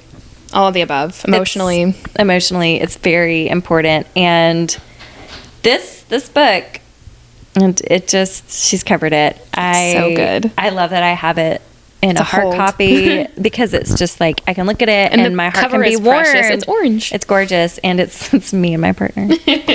Okay, so our hero, Dr. Jonathan Smith Turner, Streets and Sheets. Oh my God.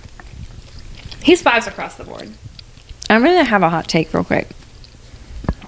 I'm sorry, let me swallow my fruit snack. In some ways, I think I like him more than I like Brendan. Really? I can't. It's hard because I just read this book, and so I'm feeling this, like, I have all these giddy feelings. Sure.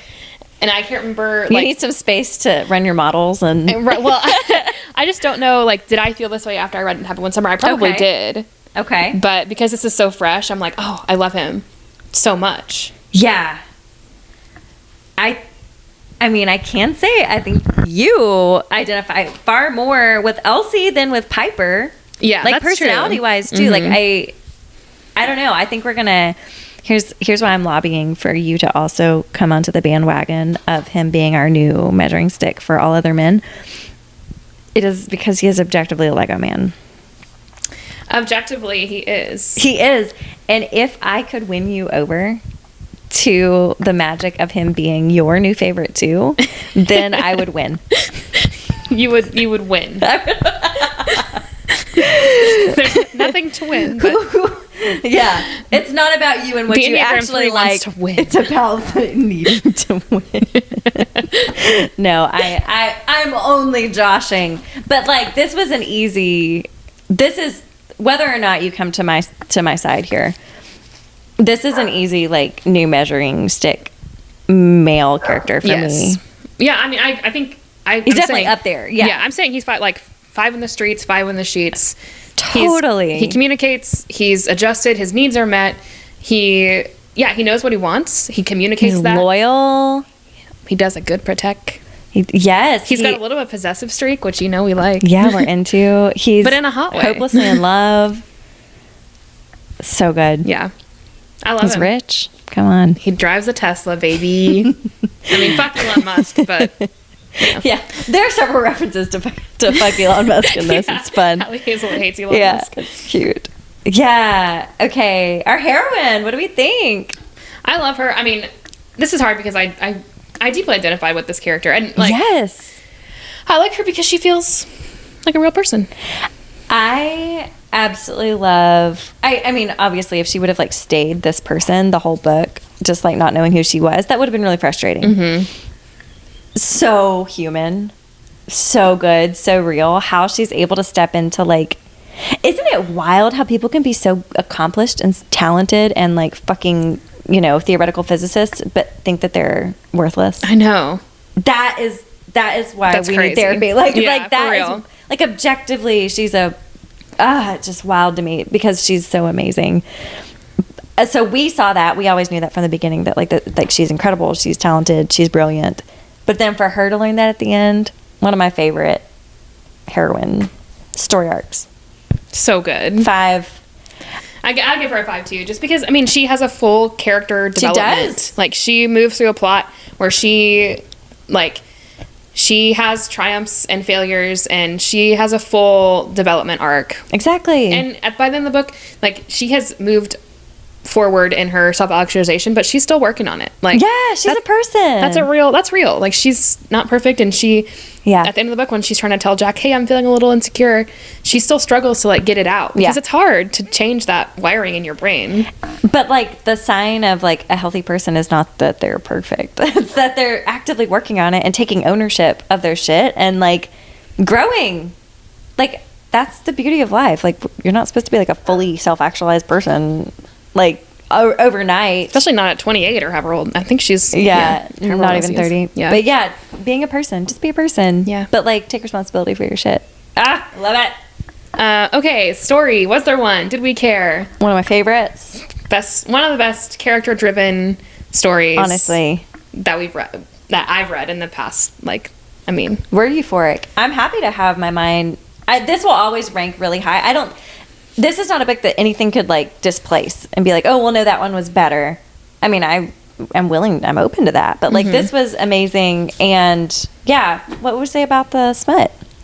so it's a slow burn, y'all. Yeah. So if you like a slow burn, Yeah, I was thinking about this on the way over. I was like, the spice in here is so good. And I want to give it such a high ranking, but because it takes so long to get there, and I don't know, it hurts me. I feel like I think 4.5.